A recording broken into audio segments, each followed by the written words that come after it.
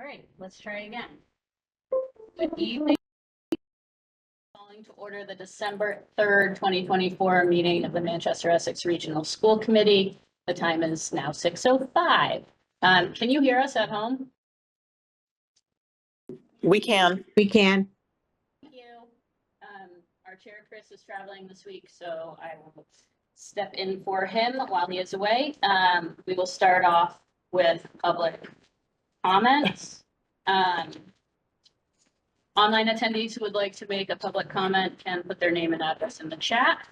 We'll start with in-person public comments. Please state your name and address before commenting. Yes. I'm Joss Thompson, and I'm Kendall Franklin. And we'll be able to take notes about the meeting from all the city admin. Great. Thank you for joining us. Do we have anyone online in the chat who'd like to make a comment? Looks like no.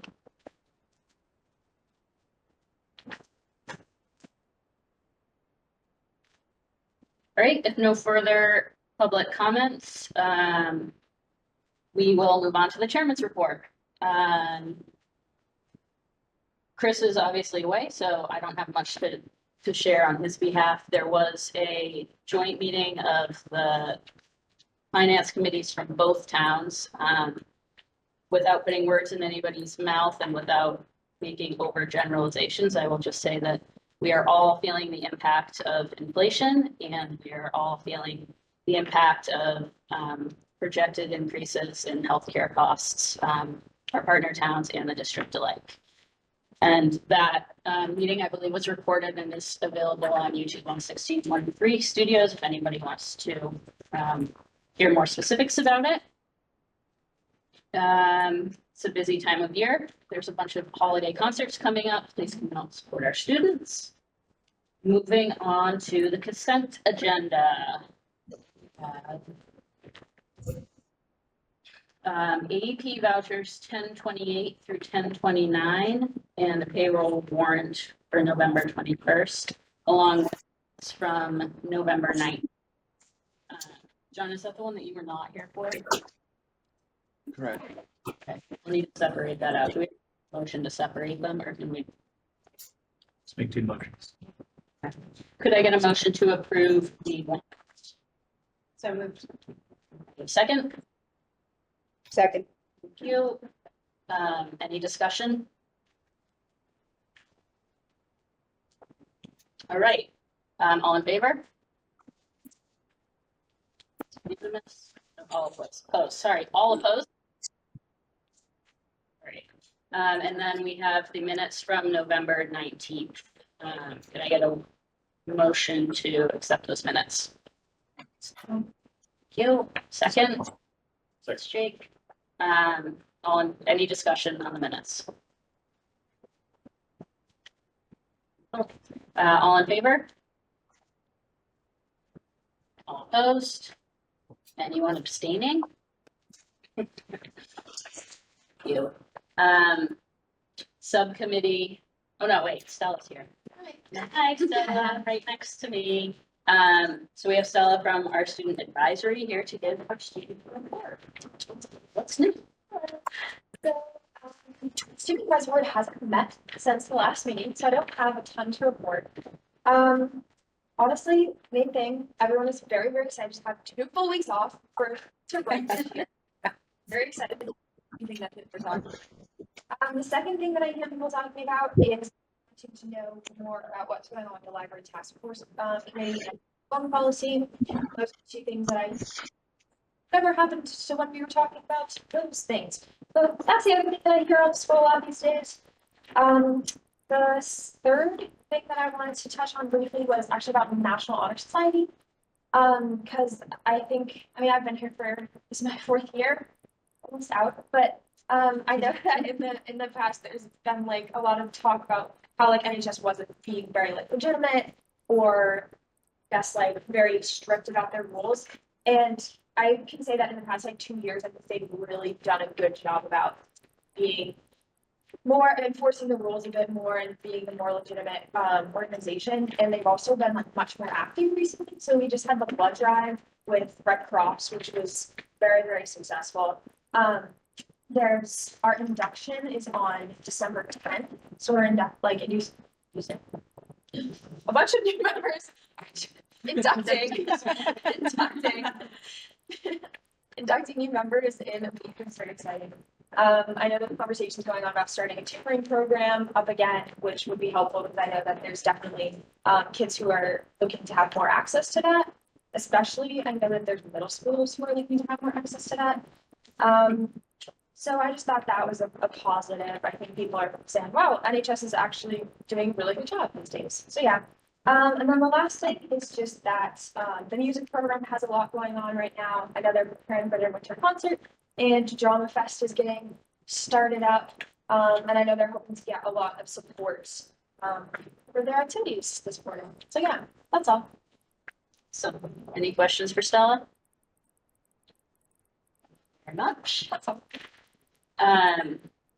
Moving on to subcommittee reports, do we have a report from the elementary facilities subcommittee? I think Pam needs Take to it away, give it. Pam. Yeah, and that's basically what my report is tonight, and I can touch on library task force policy too. So we had a record fast subcommittee meeting on the Tuesday right before Thanksgiving. And the goal in that meeting was just to confirm work that we had already done. So very short. We received the enrollment report in October. And through discussions at the building committee level, there was concerns raised that it didn't, when we submitted the data on which they based the report, that we didn't have a full sense of some of the housing development that was going to take place in Essex. So we went back and forth and had a couple of exchanges with MSBA, who eventually said, based on some of the detail that you're able to provide now, we will take a look at it again for you. We got the result back earlier, probably mid-November. And the goal at the meeting was just to share what we learned from that report and have the committee affirm its initial vote. So I think I had reported at our last meeting that MSBA was happy that we shared the information and they could see why we were concerned. But looking at kind of the total package, at their total methodology, they could see some areas where the number coming down a little bit demographically, even though it might be going up a little bit through housing development.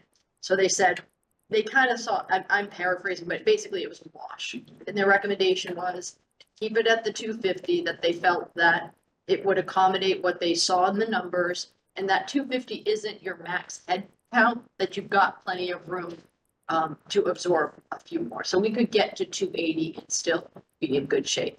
And part of your planning process when you go to develop your schematic design is a contingency plan should something crazy happen and we have an explosion that double the population in Essex overnight. So all of those things will be considered, contingency plans will be put in place. But the long and the short of it is they held the number the same. We could have gone without a meeting, but the goal was to just have the committee hear the information and confirm that their initial vote to support the 250 stood. It did. They were happy. We'll meet again in January. And we were off the phone in like 15 minutes. It was really, really fast because you were trying It to was less than get that. in. And you couldn't. So we have no meeting in December. We'll go before MSBA on December 13th. So next Friday, that will officially, it's never official until they say it, but if all goes as planned for that meeting, we'll officially enter feasibility and start the OPM process. So that was the other piece of business. They appointed a small subcommittee to work with Michelle and I to do the OPM procurement piece. So we're ready to roll as soon as we get through the next gate of MSBA. So very exciting. Awesome. That is exciting. Finance subcommittee, Jake and Anna, was met today.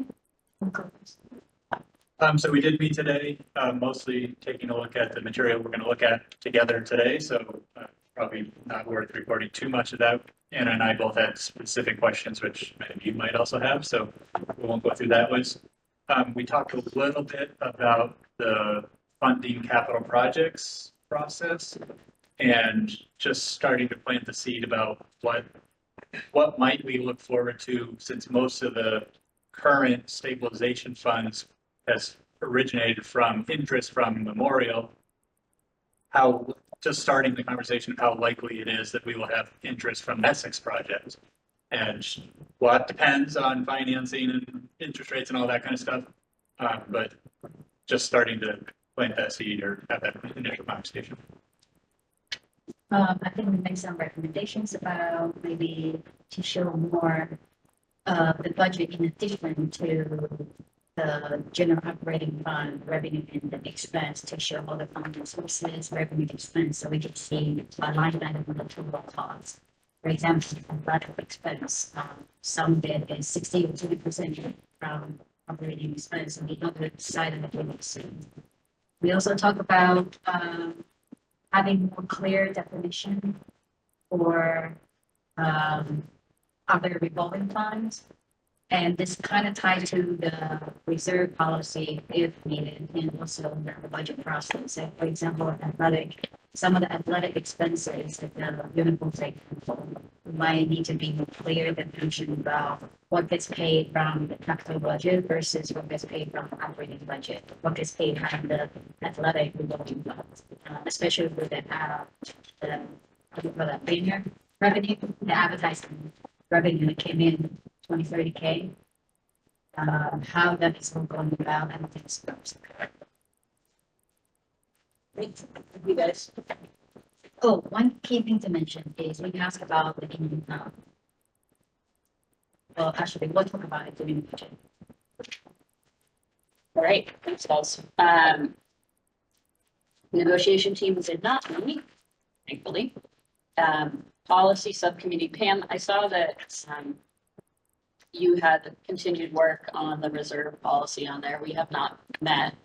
And you just had, if anybody had more feedback, new ideas or thoughts, we never have to have a discussion about what's on there, but if it's not on there, we really can't have a discussion. So it's Right. there if there's anything you want to pursue, clarify, discuss. I think you guys were going to do a clean copy. Is that going to be the next time, or would you? We haven't met, so we meet next Tuesday. Okay. 17. I thought Pam would be the clean copy for this one. Great. All right. Moving on to the superintendent report. I have to find my reserves clean copy. I don't think we've done it yet. I think that was the conversation, Right. coming out of last time we were having the conversations about what is and what isn't. Because we had met the same day as the meeting. We were gonna make one, and then if we discuss it at our next meeting, we can bring it back.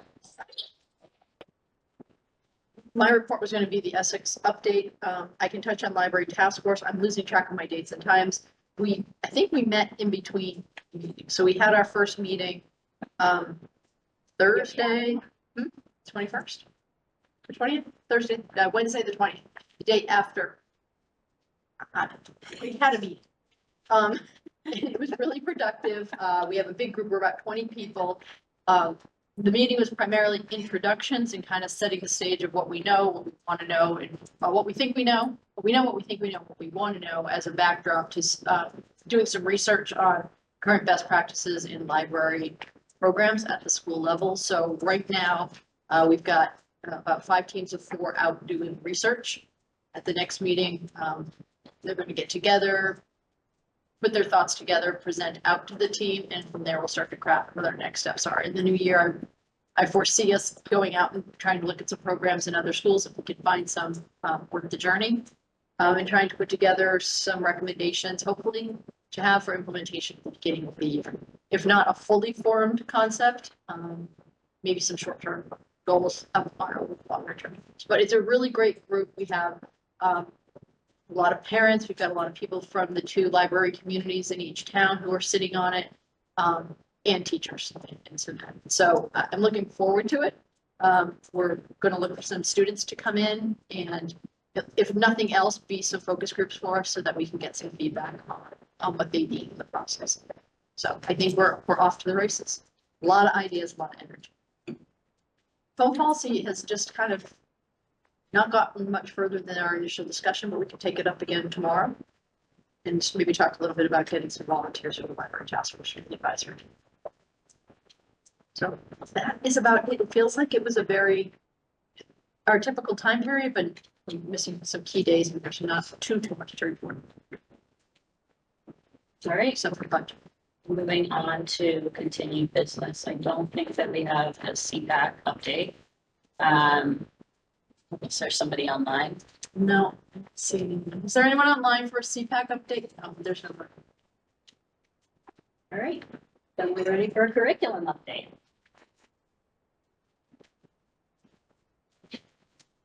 I remember. I'm pretty short and sweet tonight, so last few times I've visited, we had lots of slides, so we're going slide free. Just wanted to share a few updates that are happening in curriculum instruction, professional learning, the fun bucket that I get to work with. Recently, we've had teachers attend some great conferences and opportunities, including some local with MassQ in Massachusetts, educators of foreign language, and then some national conferences that we're always lucky when they come to Boston, so both English and social studies. And specifically want to highlight both our history, social science curriculum department and our world language curriculum department that are in our year 2 of a curriculum review. Both of those groups as full departments attended, one the national conference and the other, the Proficiency Academy, to really continue to enhance their next steps of having done the review and then taking some of those action steps towards applying increased our professional learning, and also doing some continued evaluation of what shifts we're making both internally in classes and then also when you're thinking about that program and vertical articulation. Coming up, we have our wellness committee is meeting next week on the 12th. So this is continued work that we get a chance to do with community partners and educators to continue to dig in. Our priority focus areas this year are looking at the updates to the standards that rolled out to see what does that mean for us and to get our hands around it is priority 1. Priority 2 is doing a review and making recommendations of the wellness policy that currently exists and then looking at both currency and alignment.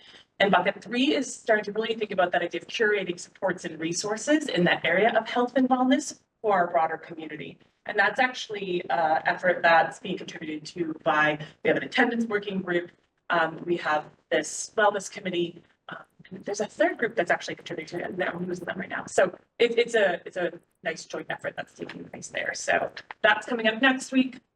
Additionally, next week we have our second step of our PD pathways, which is the professional development structure that we are trying newly this year that all of the teachers in our district selected from these targeted areas of professional development, and they're engaging in this pathway. So at each of the 3 professional learning days, they stay in that same bucket so they can get a chance to really go deeply into it.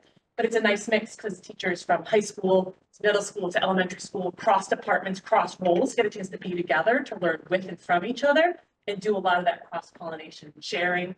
And teachers have the option to add a few more professional development points, or PDPs are called, for certification by doing that, taking their learning public that will then be part of our learning on our full district PD day in March. So that's exciting. That's also next week.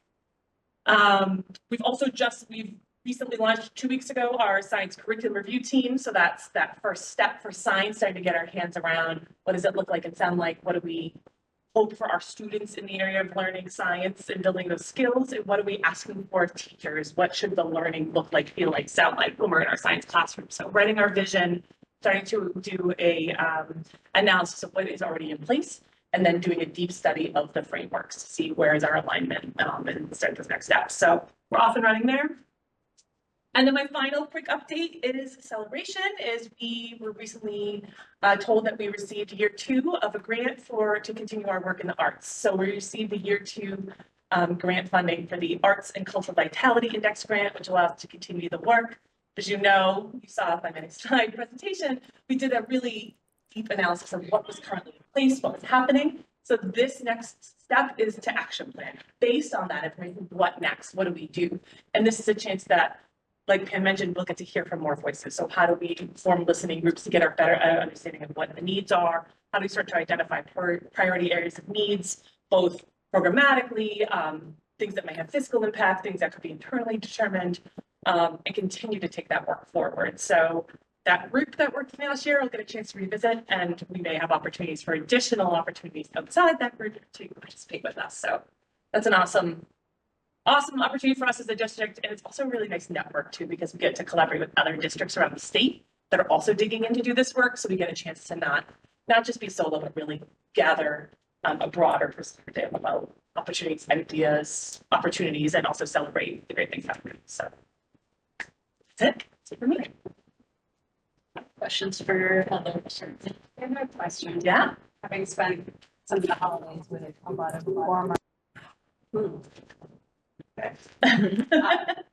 a lot of our district's graduates, one topic that was consistent for all of them was how much they're all using AI and large language models. And I'm just curious if you could speak for a minute and help us understand how that is embedded, whether it's embedded in the curriculum or PD, and whether it's something you're looking to grow with this. Good question. I suspect everybody's being grown with it, but how we're addressing these. Yes, and right. I mean, I think there's a bit of this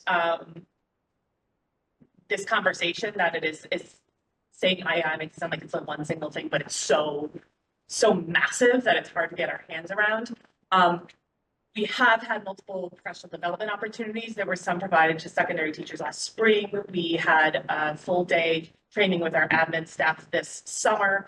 And then there was also another fall training that took place for secondary staff here. Additionally, one of our PD pathways is technology focused and is incorporating that AI awareness.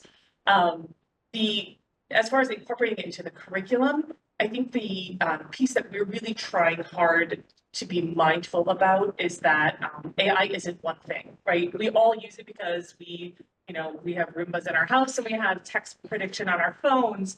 But when we're talking about the generative AI, this relatively new lens, some of that is crossing boundaries that there's not really a roadmap for. So when we're like, especially when we're thinking about some of those large language models and what does that mean for us in learning spaces, we do have teachers, we did a professional book study last year, again, early in the fall around it, and we have certain teachers that are really getting their hands deeper into it. Specifically, our English department has been doing a lot of work to ask questions about it, to get their hands around it. And what, in a recent meeting with the secondary department head for English, one of the pieces she was looking at is how did they, as the English department, start to maybe bring in that conversation in an intentional way of providing guidance around when is AI appropriate to use, in what manners, and then how do we make it so that we're supporting that academic integrity while also acknowledging that it's a tool that currently exists out there. Simultaneously, we as educators have to be mindful of the fact that there are questions and concerns about student data privacy that inherently exist because most of these AI models are not transparent about where the information goes. So even signing up to use it, you're giving an email, often you're giving identifying information, whatever information you put in, most of them are not disclosing what they do with it. So there's a little bit of a cautionary awareness of increasing our awareness as it changes, but also not jumping too early and putting our students in a place that we're increasing their vulnerability online. So there's an increased understanding of it, lots of conversations about it. And we also had the opportunity, having been a member of the DESE's AI task force this summer, and they did the listening session with our students as well this fall. They're compiling the information that's taking place to provide that recommendation from on behalf of the state. So a little bit of it is doing it in partnership with our community, but not trying to, this is not a place that we want to take the lead and misstep in a place that puts students or educators at risk. So it's an awareness and a conversation and continuing, but we haven't necessarily taken the step of making it to like AI will take place in these courses at this time. Yeah. So as I'm sure you're aware, we're about to discuss next year's budget. Yes. Can you talk a little bit about next steps for all these curriculum processes and potential cost implications if we need to budget for anything? Particularly, if science has some recommendations, would you be piloting versus, purchasing, that kind of thing? Yeah, and that's, I will say that's a really great part of this, really the approach that this district takes is that there's a lot of long-term planning, right? There's a reason you don't go by all the new curriculum all at once, all for everybody, right? Because there is sort of that strategic planning is place over time. The curriculum review processes, some may require acquiring new materials. How that takes place sort of sometimes looks like this. So it's possible that there might be acquiring new materials, but for example, as you know, when we went through the curriculum review process for history, social science last year, we were able to get grant funded to procure the new materials for investigating history and the professional development to cover it. So it's not clean and easy to say, yes, we need this piece. Typically, I would say when we're looking at a full scale, like a K-12, most often there's going to be a staggered rollout of some sort. Not every grade needs the same thing at the same time. And it's also not a realistic ask to ask our elementary teachers to do a new curriculum every single year. Because we know, frankly, there's a burnout. So we have to be thoughtful about timeline of rollout. So that staggered approach not only supports our educators, but also helps us be strategic fiscally. And the investment is sometimes materials, but it's also sometimes professional development. Sometimes it is shifting and looking at program alignment or courses offered, or so it's not always a fiscal input, and even when it is, it's not usually like one clean one-time purchase. So there's a lot of moving parts. So that being said, there is some capital plans that have noted in the small cap for curriculum instruction for some of those to allocate planning for those pieces. But knowing what those would be and with what timeline is a little less clean to say until we've gone through the process. So just to be clear, I didn't see any in this year's small In cap, this- is that correct? For 26? We wouldn't necessarily list them all out because you have the small cap line dedicated, right, to address those things in it. Yeah. So typically what's going in are things that we have to find additional. new or unexpected, yeah.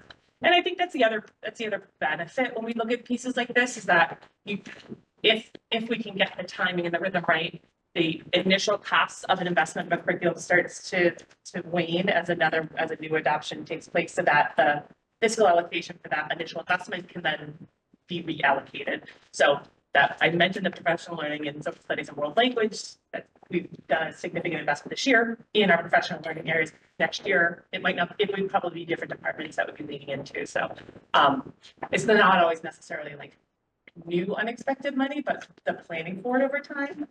But there is, we have had conversations at the small capital looking at the next few years, what's potentially in the docket and what that might look like. So for that piece, that would be where it's at. Okay, thank Yeah, you. yeah. Any other questions for Heather? Thank you all. Appreciate it. You. All right. Digging into the meat and potatoes, next on our agenda is the fiscal year 2026 tentative budget. I know that Pam's going to be pulling up some slides to go through. So while she's doing that, just as a reminder to anyone who was not here last week, or anyone who's forgotten, or not last week, our last meeting, it's still 3 weeks ago. It all blends together. We as a committee had requested that Pam compile a level services budget that did not include the use of reserves. And that was not because we made any decisions regarding use of reserves. It was because we wanted a clearer understanding of the big picture and sort of the gap that exists between the projected level services cost and annual growth between what it has historically been, sort of 3%, 3.5%. So for anyone watching or following along, please know that this is not a proposed budget. This is the school committee's first look at how much level services are projected to cost next year, so that we can consider decisions about the resources that we have available. Well said. Ready to roll? Okay, we're gonna do this in two pieces. I'm gonna pick up where you left off about what this is and isn't. And if this is your 7th budget, you've kind of heard this before, but it's probably worth just framing it. And then we'll go through this packet, which is the tentative budget outline. So just a couple of things. The tentative budget, where it comes from is the regional agreement, right? So we are asked to provide preliminary look at our finances in the December timeframe so that the towns have a sense of how big the basket is for the year, right? So this is not a complete budget. This is not a recommended budget. The items in it aren't the items that we are necessarily going to prioritize and put forward. This is the big picture of knowing what we know now based on key variables, what the potential carry forward cost will be. And then if we are to add in all of our wants and needs, what that cost might potentially be. And we've also provided you a look at if we are to start to look at a target, live within 2.5, what that might look like. So I think it's really important to keep in mind, what we're trying to do is just get a picture of the financial landscape that we're going to be doing our budget decision-making in. So in the budget, you're going to see a couple of scenarios, but the main course, so to speak, we'll keep the Thanksgiving and analogies going, is we pushed forward everything we own and are responsible for this year into next year and calculated what the cost of all of those expenditures would be with all of the information that we have available. So I know we struggle. I'm still open to anybody can come up with a better phrase for it, but in the carry forward or level services budget, it's essentially the same program scope, class size, course offerings, and services provided. It's not all the same courses, but it's the same breadth of course offerings. So if they're going to offer AP Lit next year as opposed to AP Grammar, which doesn't exist, but I couldn't think of anything else right now, it's still the same basic course offerings package, but there might be a variation on the theme. But they'll still be the same type of breadth of offerings offered. The other key piece is staffing level, because we got caught up in this a little bit at the end of last year. We made staffing changes within levels, keeping the staffing levels the same. So we might eliminate a position at the high school and use that FTE to fund, or that position to fund something at the elementary school. We're still keeping the whole staffing package relatively the same, but we're shifting things around. Last year, we did go a step further and we added TAs. So you are going to see some staffing increases in the budget from last year to this year. But we're not proposing any at this point, but we are leaving on the table the real possibility that we might be doing some reorganizations to fund different priorities. The budget doesn't contain what we're going to call this year the expanded effort, right? So that's the principal and director requests for staffing and capital requests. The majority of our all of our capital requests this year are either from the capital plan or things that the principals have identified in their buildings. Most of that, they're all facilities related this year that they've just noticed now and are trying to get on the list. We did carry forward reserves. Yep, at the same level it was used last year. And the origin of our a good section of our capital is our multi-year plan. So we're just outlining for you what's coming up in the coming year. I think you're going to note that we have a significant number of capital outlays, close to $700,000, to do the things that we planned to do. Why is this so hard?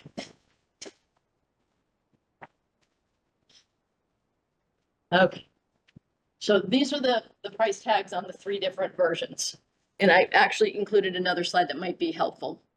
So what you're going to see is our carry forward level services budget is coming in at $33.4 million. That's an 8.7% increase over our FY25 budget, not our actuals, but our budget. If we were to include all the expanded effort, we're up to 33.8. And if we try to get down to 2.5, we're at 31.5. So what does that look like in terms of numbers?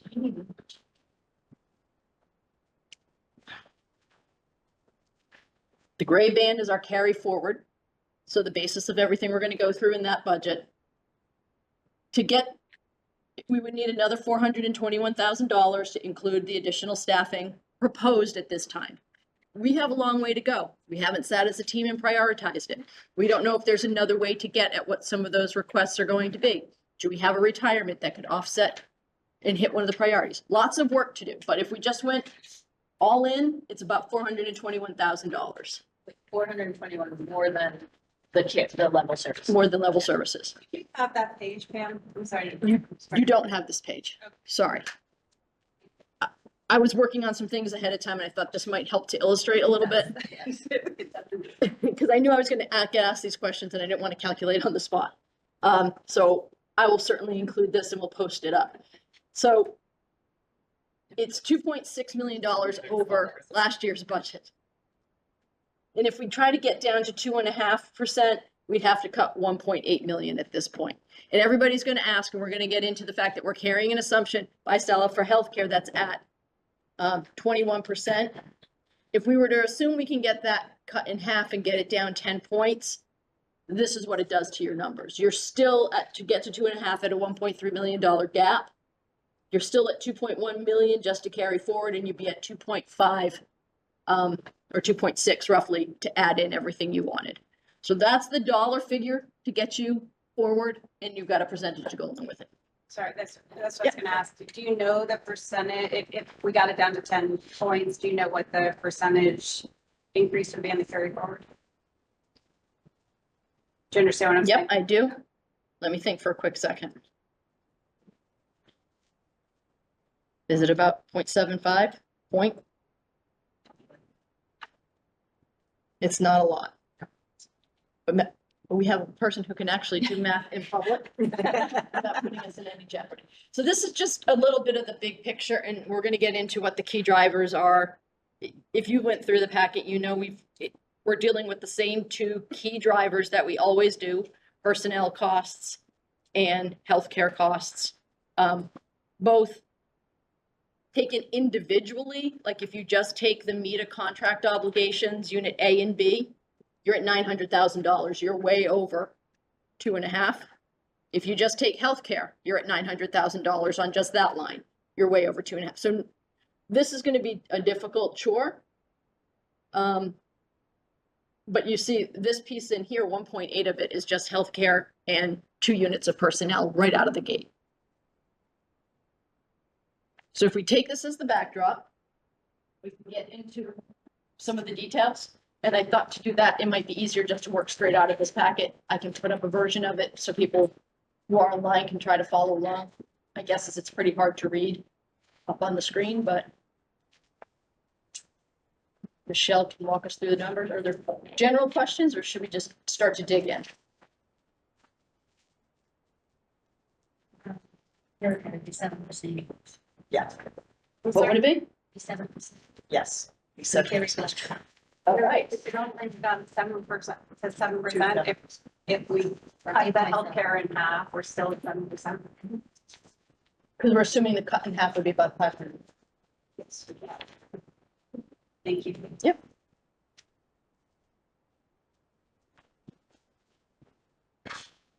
So yes to digging in? Yes.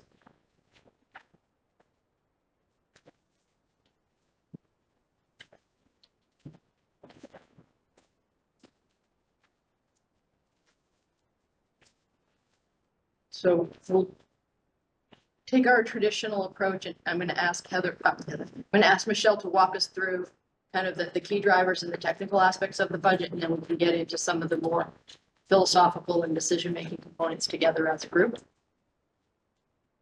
So, yeah.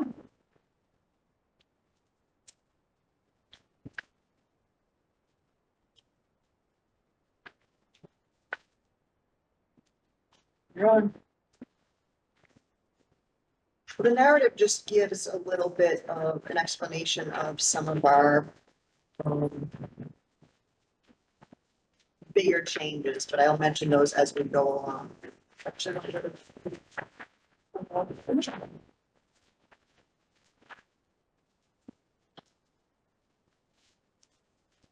So here you'll see the significant changes. We broke them down into the main functions by our function codes, the 1,000, the 2,000, the 3,000s, 4,000s, et cetera. Primarily, the big changes are instructional, which is 1.1 million. Primarily, most of that increase is staffing. And the other big increase is insurance and benefits, 1.3 million. That makes up 2.4 million of the $2.6 million proposed increase in this budget. And as Pam mentioned, this is just a carry forward budget. This does not include any new initiatives, any new costs, any new staffing. So really, we'll talk about some of the changes, but primarily those are the two big budget drivers. Thank you.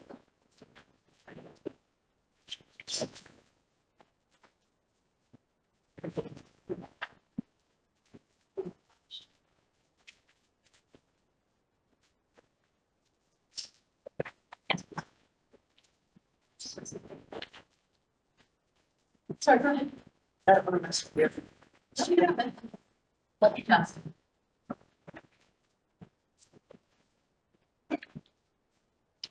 You need a clicker. You got it. Where do you want to go? Next page? Yeah, just the total. So here you will see our overall increase for our staffing, which is the first half of this page, is 5.24%. This is our contractual obligations and a 2.5% COLA for our non staff. And some of the percentages might look like they're a little bit bigger than the 2.5%. Some of it in the teacher lines, it represents the steps in addition to column changes, which are educational increases. And but it does just include the 2.5% COLA, which is contractual.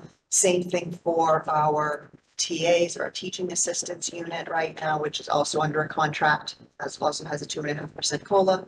They do have steps. Most of them are at the maximum steps, so we don't have too much more there. But you will notice that, for example, on the teaching assistant line, about halfway through that chart, it's a 32% increase. And I do want to mention that this is comparing last year's final budget to this year's tentative budget. So there were some changes made. Some of it were negotiations for a new union contract for that group. And in addition, there were a couple TAs hired that were part of the approved budget that were not included in that staffing count initially. So therefore, there's a larger increase there. So overall, our contractual obligations are 5.24%. There is a little bit in there, like I mentioned, for non-union for 2.5% COLA, not much else built into that figure whatsoever. And unfortunately, that's $1 million of our increase right there. Bottom half of this page is our other operating expenses. It does total an increase of 1.6 million. Of that, 1.2 million is the health insurance increase. So really, when we're talking the small increases due to inflation, due to just increased costs, due to increased maintenance costs, we're talking less than $400,000 really that we can nickel and dime and really try to scrutinize. The health insurance is the big driver at this point. Unfortunately, it comes out, that total category comes out to a total increase of 14.3 thousand. And net the two categories together between the personnel and the operating expenses, you're looking at an increase of the 2.6 million or 8.7%. And as we mentioned, this is not necessarily a recommended budget. We know this is not a figure that any of us are happy with at this point. But it is what it is. And I think it's important for all of us to understand that these are the challenges that we need to face in this moment.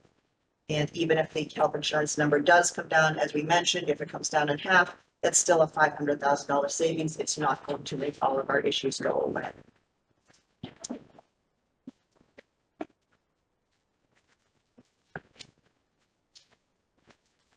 The next page in the budget, we did a couple scenarios without the use of reserves and with the use of reserves. We do have slight increases in our revenue for our state aid chapter 70. And then our school choice, we're anticipating having an additional $100,000 in revenue from an additional 20 seats that we had discussed at the last school committee meeting. That will increase our revenue slightly. And the second box on that page is the general fund revenue with the use of 500,000 in reserves, which is the level that we are at this current year. And that is what this tentative budget actually includes. It includes the $500,000 in reserves. You know, we talked about it. It made the numbers even scarier. So we put it back in, unfortunately. So the next page is our operating assessment. This is the tentative budget. It just breaks out what an 8.7% increase looks like, how it impacts our member communities. And the allocation in terms of the formula, the assessment formula, which the drivers for the assessment formula are on the following page, but this is how it all rolls up. I do want to mention that the average EQV will change slightly because the EQV for 2024 has not yet been released. That will be released sometime in January. So these allocations could change a little bit, but in order to give us an idea of what we're looking at, I think it was important to use the previous EQV. Michelle, can I just ask a quick clarification question? Back Yes. on page 6, Mhm. the general funds revenue, at the bottom of that page with the title says with use of 500,000 reserves, but the number in the line is 350,000.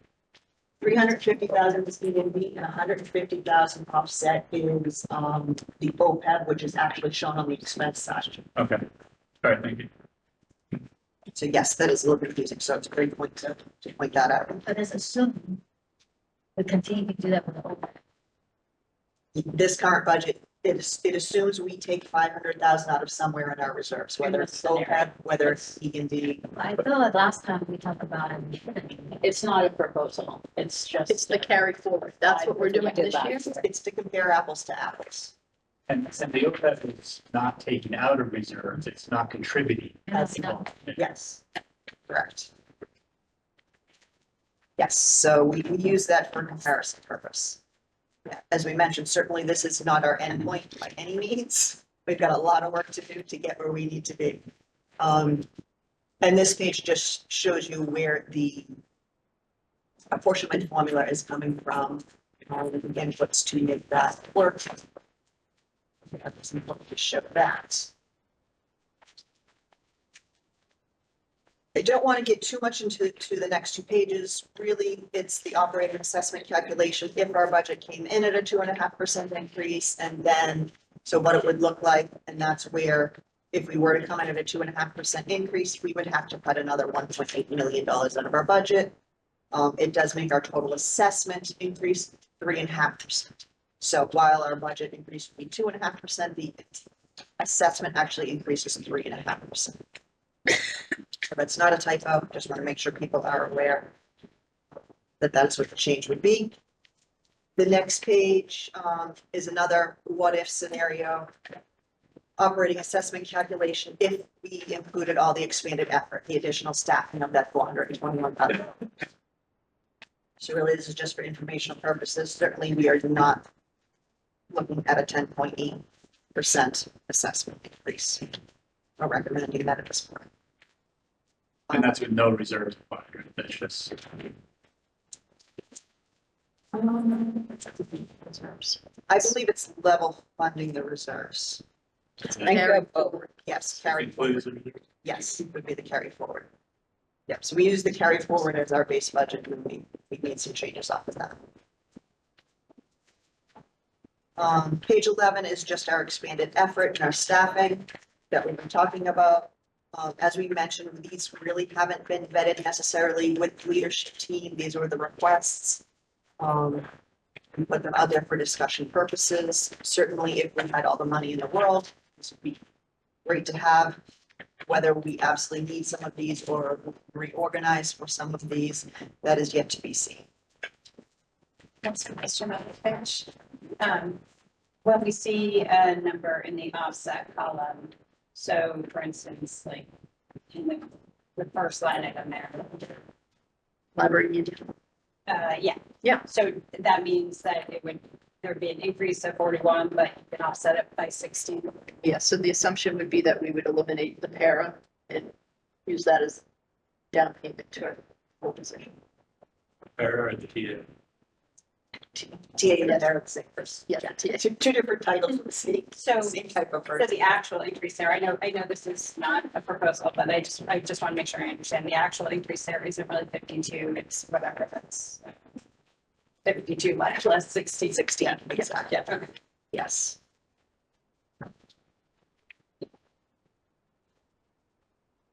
So that's our expanded effort staffing page. So dive into any of those. The next page, which is the key budget drivers, is a page that I believe you saw a version of last year's FY25 budget. Really liked this page. I think it's very informative. The left, the column all the way to the left, under the actual categories, gives you what percentage of the budget that category is. For example, personnel salaries are 59.92% of our budget. 60% of our budget is salaries. So we have a $19 million budget right now.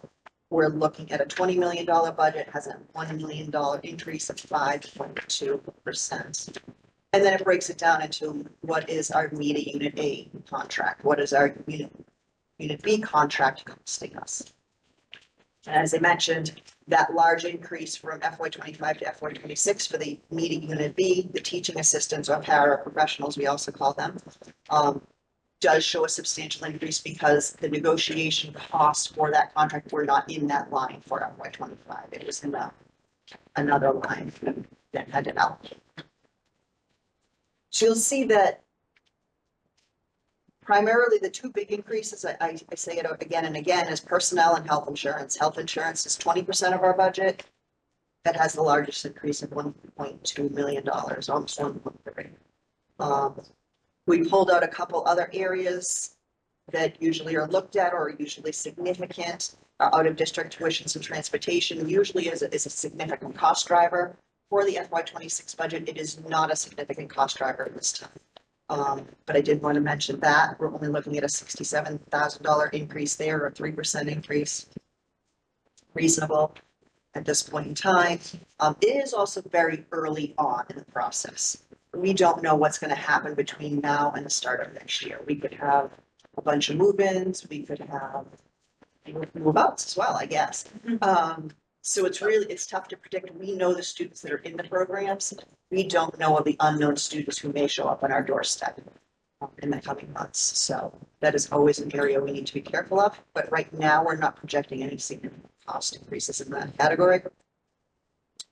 Operations and facilities, while it's just under 6% of our total budget, we're looking at an increase of just under 60,000 or 3%.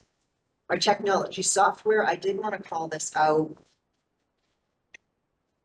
Excuse me, because while our technology software is 1% of our budget, we are having a 100% increase in this line. Really, we've taken a great look at what we have for software technology systems or programs in place. We're trying to consolidate them into a couple different buckets. One's for instructional software, one's for administrative software, and really track them in your software line.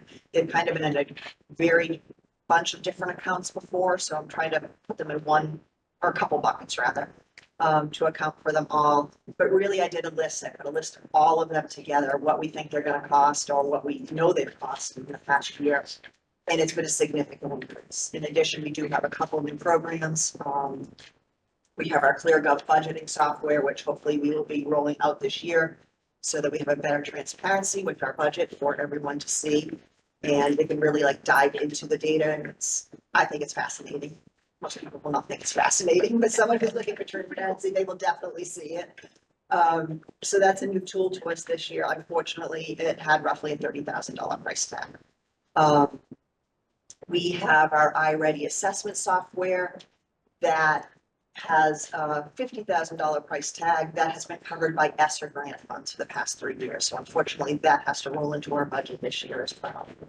So we're seeing a little bit of that, but most of it, besides those two big things, is really just inflation and the cost of doing business. So financial software has doubled in cost. Our website has doubled in cost. These are just trends that unfortunately the market is reflecting on us. That is unfortunate, but that's why I did want to call that specific category out. Like I said, it's 1% of our budget, but it is increasing $178,000. Overall, the other percent of our budget we have not talked about is 6%. So we're talking small numbers, and it has a 4.4% increase over So really, we've touched on the big budget drivers. This gives you a little more breakdown of what the exact numbers are that we're looking at. And as we mentioned, it's early on. We still have not received anything from Essex Regional Retirement Board. We're anticipating just a $10,000 increase in that line at this point. Not sure if we even need to include that or not. Our workers' comp and liability, we won't get good numbers until we release the end of January. So these are just projections at this point, unfortunately, because we're doing this so early. And the last couple pages really are staffing. This is a sheet that Pam put together, I think, a year or two ago, and this actually shows last year's staffing compared to this year's staffing, and this is for all funds. So while the roll-up on the budget showed we had 193 staff members, this shows we have 217 staff members. This is because it shows what our staffing is across all grants, all revolving funds, and truly what our head count is. So this shows you that. And you will notice that, you know, teachers are essentially the same, 146 last year, 146 this year. Paraprofessional or TAs is the category where it has increased, which we did have a couple of additional ones in the budget last year. School leadership has remained stable, SNE, and district-wide leadership and support staff has remained the same. So really, the only slight increase was in the TAs. For the paraprofessionals, everything else has been consistent. And just to be clear, you're assuming that 25, 26 would just carry these numbers forward. That's what our budget includes at this time. Yes. And most of those actually, those are small caps. Those are actually within the operating budget. We have a small cap line item of $68,000. So those would all be captured. So those are new, but those would be captured under the operating budget. The large cap are all items that I believe are on there with the exception of the sound amplification system, which is an issue that has come up recently. And we had FOMEPA fund a study of our sound system, and I found out we have some inadequacies that we need to address. Oh, I'm sorry, the sound amplification system is I apologize. That is actually for student sound amplification devices for our students that are hard of hearing. So that, we do have an auditorium sound system upgrade, which is new this year on there for a total of $90,000. Everything else, I believe, oh, I'm sorry, IT upgrade. We just moved forward. Yes, IT upgrade switch. We're moving it forward or suggesting we move it forward because we would be eligible for a 40% E-rate reimbursement. So a 40% discount on the project, which will be funded by the federal government if we do it in FY26. So we're recommending that we move this up. We probably could put it off another year if we have to, but we would not be guaranteed those funds, and we are essentially guaranteed those funds and do it in 26. So we did move that up. Everything else, I believe you've probably seen previously.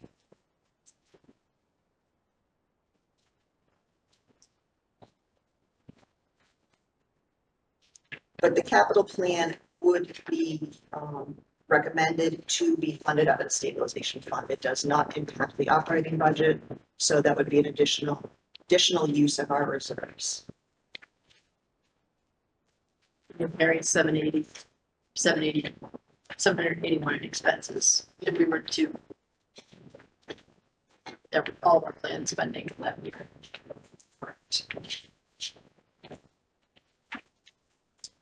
So the next page is just the expanded capital plan for the large cap items. It's really the 5-year totals. Show you what's in for this year. It's not what we have been able to complete in FY24 and FY25.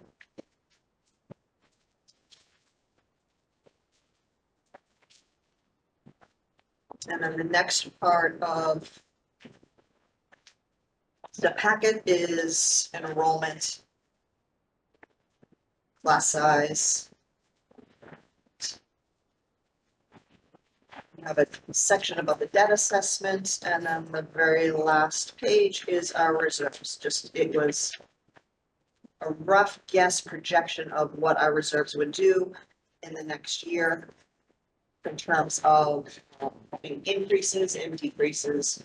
Primarily, the increases would be interest income, and the decreases would be used for the stabilization fund for capital items. So this is really just a best guess of where I think they might be. Our OPEB would contribute, we would have the contributions as slated in the budget in accordance with the leader agreement. And we would have interest income. So basically in 2 years, I am anticipating if we are able to keep that up, we have 8.8 million in our OPEB fund. That's just really for informational purposes when we talk about our reserve balances. There pretty much is a very high level overview of every page in this packet. Certainly, we should spend more time diving into some of the figures more than others. So I wanted to give everyone the opportunity to start asking some questions. This is something else you want to have. I would just add that on the staffing, it's, everything on there meets muster in terms of being a reasonable ask if money isn't an object. The vetting we have to do really is just as a team, knowing that we can't have everything. How do we prioritize? So just kind of coming up with a rank order. And also, because we do it so early, what we think we need now and what we think we need in January, February, March sometimes changes. So just making sure that our guesstimates now still hold water as every month passes. So it's a little fluid because we could get a move in and then that will change the entire assessment of what's necessary on this list. So I just don't want to give you the impression that it's just thrown together. I know they're well thought out. There are things that have come up in our conversations throughout the year. We just don't know quite yet how we need to rank them. But for the most part, none of them are dire. Most of them are good practice. I think that's it. My other thing is just that I keep seeing the flashing caution light on stabilization fund, that we will likely defer some of those items because of the bigger picture. But those are some of the things that can be a small ticket item today, deferred too long becomes a huge ticket item later, or bumps into the next plan project. So if you look at the capital planning over the years, we have as many commitments as we have dollars, and we have no plan to replenish the dollars. And we also have we'll likely have commitments on operating. So it always feels like we have reserves and they don't ever move or go anyplace. It's starting to feel a little bit more like the warning is moving more and more of reality. So you may start to see those balances decline. Did everybody get a chance to ask their clarifying questions as Pam and Michelle were going, or if you have clarifying questions, why don't we take those first? Teresa, go ahead. I have a couple. One is, are there any contracts expiring next year that we're needing to pay attention to that may either increase or decrease here? No, they're very 4-year. No, I don't mean personnel. I mean things like food service or our utility. Like what is there anything coming up that? Well, we're actively pursuing potential change for busing if we can't get busing quality improvements. Yep. So that could be one. Okay. In food service, I think we're on a year-to-year extension, so we do need to look at that. And then my other question was on page 5 on the budget summary in the operating expenses category, since this is the chance to ask these kinds of questions. Yeah. Obviously, there's a couple really big key drivers here, but I just wanted to know if you could speak to a couple of these smaller, but still large growth percentage.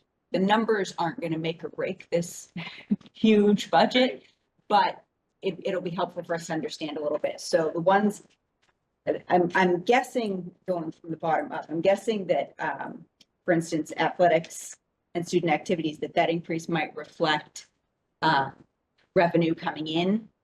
That this is showing an increased budget because of the revenue coming in from the fundraising.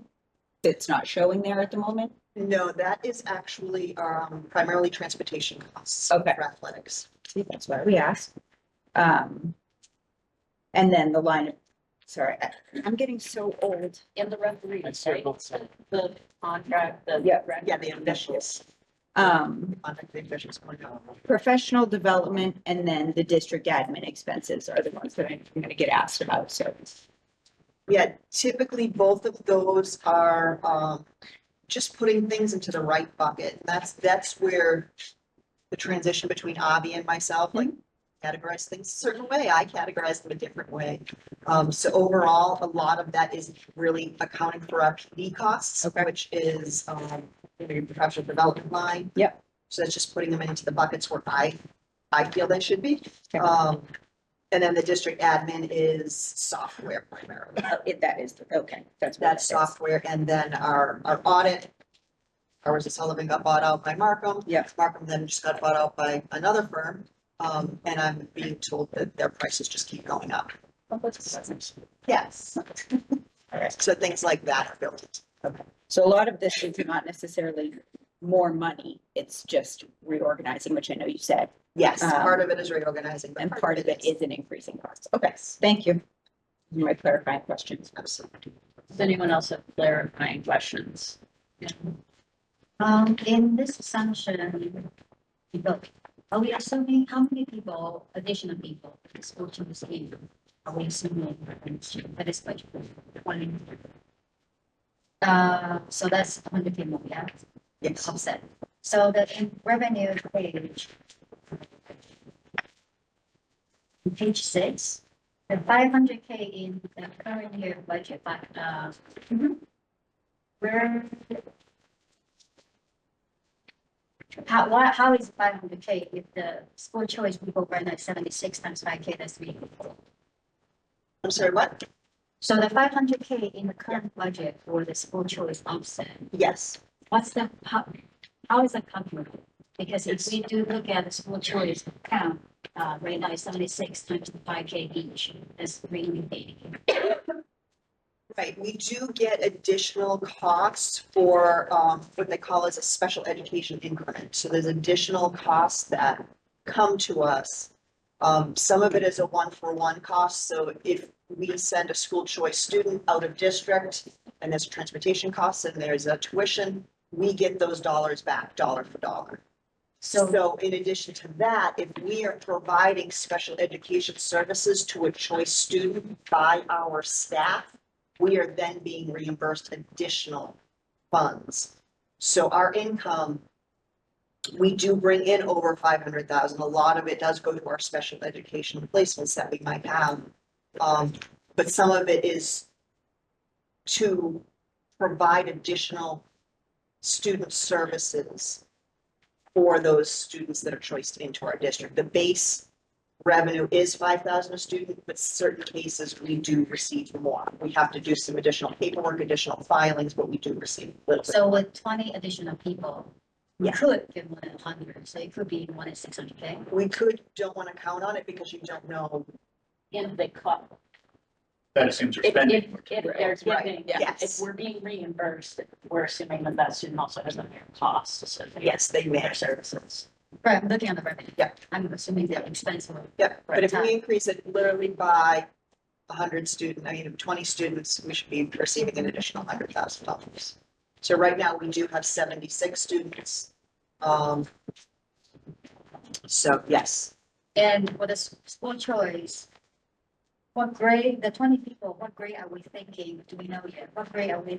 We're not thinking now. We're just creating an assumption of 20, and then we'll have to collect applications and look at enrollment in January, February, make a recommendation. And you know from looking at our enrollment data that we have room for those 20 somewhere, we just don't know exactly. Where they would be best placed. Our target would be secondary first, and then look at any elementary options that we have. I just want to check again. I think I asked this earlier, but I'm having trouble understanding how it works. For all three operating assessment calculations, from the numbers I'm looking at with 33.4 or whatever the Are you on tentative page budget seven, is, Jake? on page 7, 8, 9, and 10. For the tentative budget and the general fund revenue, the general fund revenue is all the 4.375. Yes. That assumes no reserves in these, doesn't it?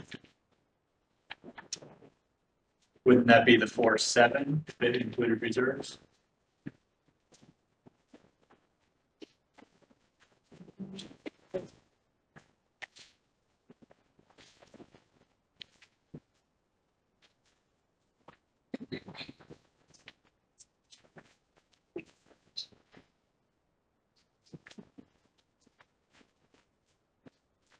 You're right, it does not include the 350,000. It does include the 150,000 OPEB because that's built into the expense side of the budget. Okay.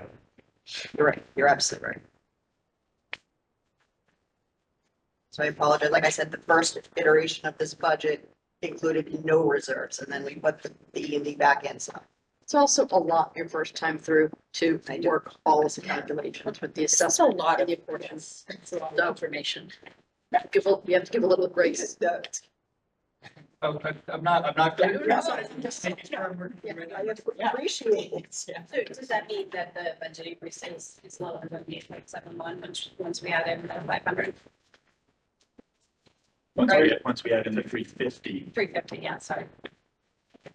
Or is it? I'm not sure of that though. Let me. Okay, so that it's- Yeah. it's okay, I was just trying, thought that might be a little difference. No, it is if that's the case, but I'm not Okay. convinced of that. Okay. That's right, we took the pictures. I had one other clarifying question about that. First, just more of a point of interest, the investment earnings projected for 25 are 750,000. Is that just based on past performance? Yes. Because given that there's a balance of 5.8 million, seems like that's a good return. It has been a good return. It's invested with the state, where their PRIT funds are. I'm gonna give my husband pound for that. He's doing good. Yeah, Why doesn't our come with that good? exactly. And then the second question is, so. My boss is my bad. The unfunded liability as of this summer was 21.7 million. Is there a date intended for when we're fully funded? I think you told us that correctly. What was the 10-year benchmark? We weren't there. No, we're not there in 2 years. I think I saw it somewhere, like 2040 something. Yeah. I guess, so it doesn't have to be solved tonight, but in thinking about how we use reserves and which reserves we use, one thing that I would want to understand more is where we stand on our plan to meet our funding targets for OPEB. I think that should come into play with whether we decide to use any of the contribution. All right, John, did you have any clarifying questions?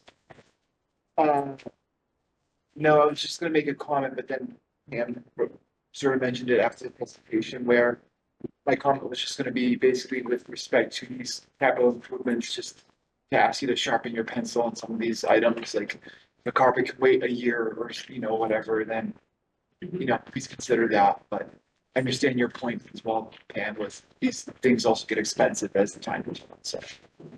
So I think if we all have our clarifying questions out of the way, what Pam and Michelle need from us is more direction, obviously coming out of looking at our projected expenses.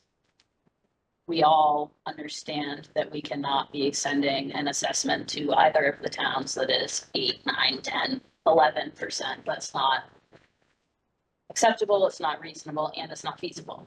So the task between now and March is going to be to get that down to something that is acceptable, reasonable, and feasible. So tonight, in order to give Pam some direction, there are a couple of key questions that we can start tackling. One of them is what should we use as the working healthcare estimate? So Anna, this is something that you've brought up, is that when we, right, we account for a 21% increase in healthcare costs and those don't materialize, we have some money left over. But it's always been our practice to set a tentative budget that is high and never come back to the towns and say, actually, we need more. So we need to sort of figure out how we balance that. And I think it would be wise for us to make a plan that specifies if healthcare comes back lower, what will we do with that money? And I think that we should have some guidance on that in advance so that everybody's expectations are aligned, the towns and the districts. And then the second question to think about is, based on these projections of 8, 9, 10% growth, is it a fair assumption that the district will need to reduce costs? And if that is the case, what is our tolerance for use of reserves? And what is our tolerance for staffing and programming cuts? Sorry, could you repeat that one? Is it a fair assumption, based on these projected expenses, that the district needs to reduce costs? And if so, what is our comfort level with use of reserves and with program or staffing cuts? Can I ask a clarifying question on that? So when you say reduce costs, I'm hearing reduce the amount of money that is spent, but do you mean reduce actual costs or do you mean reduce the assessment to the towns? Because the conversation about Yes. reserves means assessment to the towns. Right. So, Assessment to the towns. Okay. We need to trim back. Yeah. The bill. okay.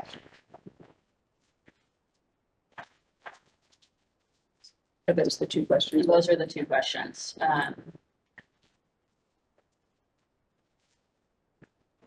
So Michelle had pointed out that the overall increase to our budget is 2.6 million. Half of that is healthcare. It's accounted for by healthcare. So if we set a lower healthcare estimate target, but end up having to carry the full weight of the projected cost, we'll have to go up on the tentative budget. Will we then go back and ask the towns for more? Or would we commit to taking that money out of our reserves? Clarifying question. Go back and ask the town. We would have all of this worked out in the budget process though, before we actually brought this to. town Right. meeting. But if we come up to having presented a budget Mhm. and said this is what the assessment is likely to be. Yep. And it comes in higher because of healthcare. Right.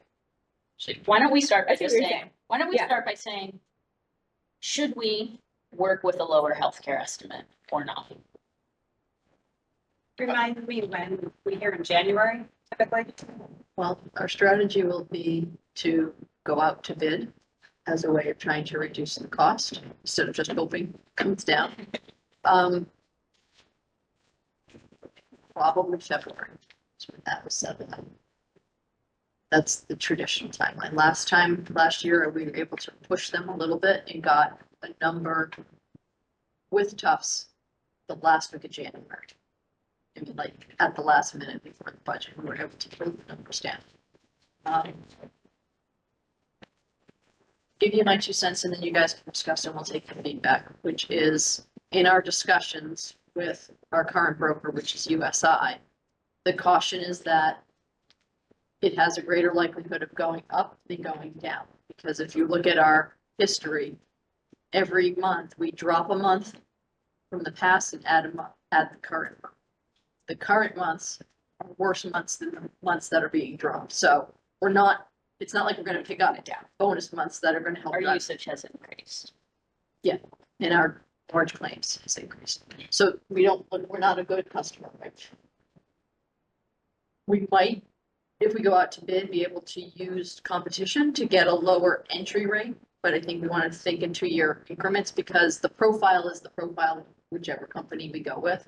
So sometimes when we've done this before, we get really like the wow year rate, they get you into the dealership and you sign the paper and then the next year they hit you kind of with the second piece of it. So I don't think the 20%, 15% is going completely away. We may be able to space it out over time by doing some things, but I don't think this gets dropped down to 7 overnight. But I hope I'm wrong. So I guess my recommendation would be, and I think Michelle and I are on the same page here, would be to hold it as it is until you have something more concrete to go on, unless you're comfortable saying we're slashing it now to optically bring the budget down. But we're prepared to ask you for more money in the end. Or we'll spend our whole reserves, which is how you frame the question. So why can't we do the low as it is per budget? And then park, let's say the 500K, you said a 10% is not by the procurement. Park that 500K in the negotiation line, which is the pool, or one of the lines that is the pool. And that way, budget line wise, that we can see clearly where things are and we can budget and make decisions accordingly. But at least, if we want, we can set aside the money. And it does come in lower, we know where to take it out. Right. The problem that I have, in the previous years is all coming. And so we were, I think last year we assumed that the health insurance rate was what, 16? We're out around 15. But then it got down to only 7 or 8 or 6. But during this time, we were making budget decisions on all the different budget line items because we're only looking at the total impact of what this means. So parking that 500K aside will allow us more accurately looking at making decisions line by line to see what we want to do, what we can do, and what we can afford. That will. So can you clarify how parking the 500K aside? Because right now, for example, I think one of the pages says that it's gonna be, we will need to cut 1.8 million, right? Out of the 1.8 million, if we park aside the 500K, it's already bringing it down to 1.3. If we don't do that, we're saying that we'll be looking at every single line, where can we cut, where can we cut? Versus that if we know it's a smaller dollar amount or a specific budget line, we can more aptly say that making this up, like a small capital expense, maybe you shouldn't be reduced that much because it's expensive. But so inherent in your assumption is the fact that if healthcare doesn't come down the way we hope it will, that we will fund it with reserves. Because, all right. So we have to be all on the same page that that's the approach we're gonna do. I think from a fiscal management standpoint, that makes sense, but we just have to be committed to that result, especially in light of what I'm saying about the length of I do think that That's 800 in reserve. I do think that fundamentally though, I don't know if I'm off track. I think fundamentally we also need to be on the same page about how we define level services. Because just earlier today in our finance subcommittee, I think Pam, you mentioned about the level services that you're thinking about is the same FTE count, same like the budget level versus what I thought is the same programming. So like you're mentioning that potentially if there's some efficiency and whatnot, some teachers could be doing this and we could have like, the 6th grade foreign language back. But my thinking is, so I think that we just need to define them. And that way we can really look at program by program, what makes sense and what doesn't make sense. I thought that we were working with the definition that is in this document, which was that, it's right at the beginning, let me find it. Same level of services as the fiscal year 25 approved budget, including program scope, class sizes, course offerings, and staffing. Do you feel like we need more clarity there? Yeah, because even just earlier, hours earlier, our definition. It's more just example course offerings. At the elementary school, the students get art once a week, PE twice a week, music once a week, getting tech once a week, and library once a week. Under level services, they'll still get those specials once a week, but maybe the librarian, maybe the tech teacher is going to make it more of an engineering course next year. Same teacher, same setup, no new expense, but her units are. So it may not be exactly the same course, but it's the same basic course offering. They get 5 specials a week. In my head, because with high school, we change courses sometimes every year. Some courses run some years, some courses don't run in other years. It's the same staff teaching it, but every year the kids have 7 classes. They choose 7 courses. And we have to come up with enough offerings within that, within our staffing level, within our schedule opportunity to fill those courses. That's level services. Now, whether or not, what was my example? AP literature versus AP world history. If it's the same teacher can teach either, you can rotate those from year to year. There's no impact to the budget on that. So to me, that would be level services. That's the scope component. We're not going to come in next year and say, kids are taking 8 courses. Because that's going to be a financial impact. That's an expansion of offering, that's an expansion of scope, and it will have a staffing implication. Those are some of the things I talk about when I'm thinking about when I say same program, scope, class size, etc. Let's go back to healthcare estimates. Teresa. In direct answer to your question, I think that while I understand that it can be frustrating given the time frame that we are working with because of the regional agreement, which requires us to do all of this so early. I can understand how that's frustrating that frequently the number does come down, but it doesn't always. And there have been other years where that's not the case. Outliers, what is it, 2015, 16, where there was an 18% spike. We're being told right now, our number is on an upswing, not a downswing. I do not think that this is the year for us to take a gamble on that. I think it would be a much bigger issue for not just our town partners in terms of the leadership and the planning ability, but also for the people, the communities hearing us. You knew this and you chose to just cut the number in half and hope for that. I would personally, while I don't like this number, I don't love anything about it. I think it's important that we honor what's real. That's part of the direction we gave for this tentative budget look is what is the real status of what we're dealing with in our resources and our reserves and what the district has to run. So I would be in favor of working with the most moderate estimate you feel is appropriate. And then if it comes in lower, I've got a 3. Do you want that information now or not? Let's Pull pull that. that. Okay. That's my opinion. So, I agree with Teresa on much of what you just said, which is, all the signs point to this not coming down very much. And so we have hope, but for planning purposes.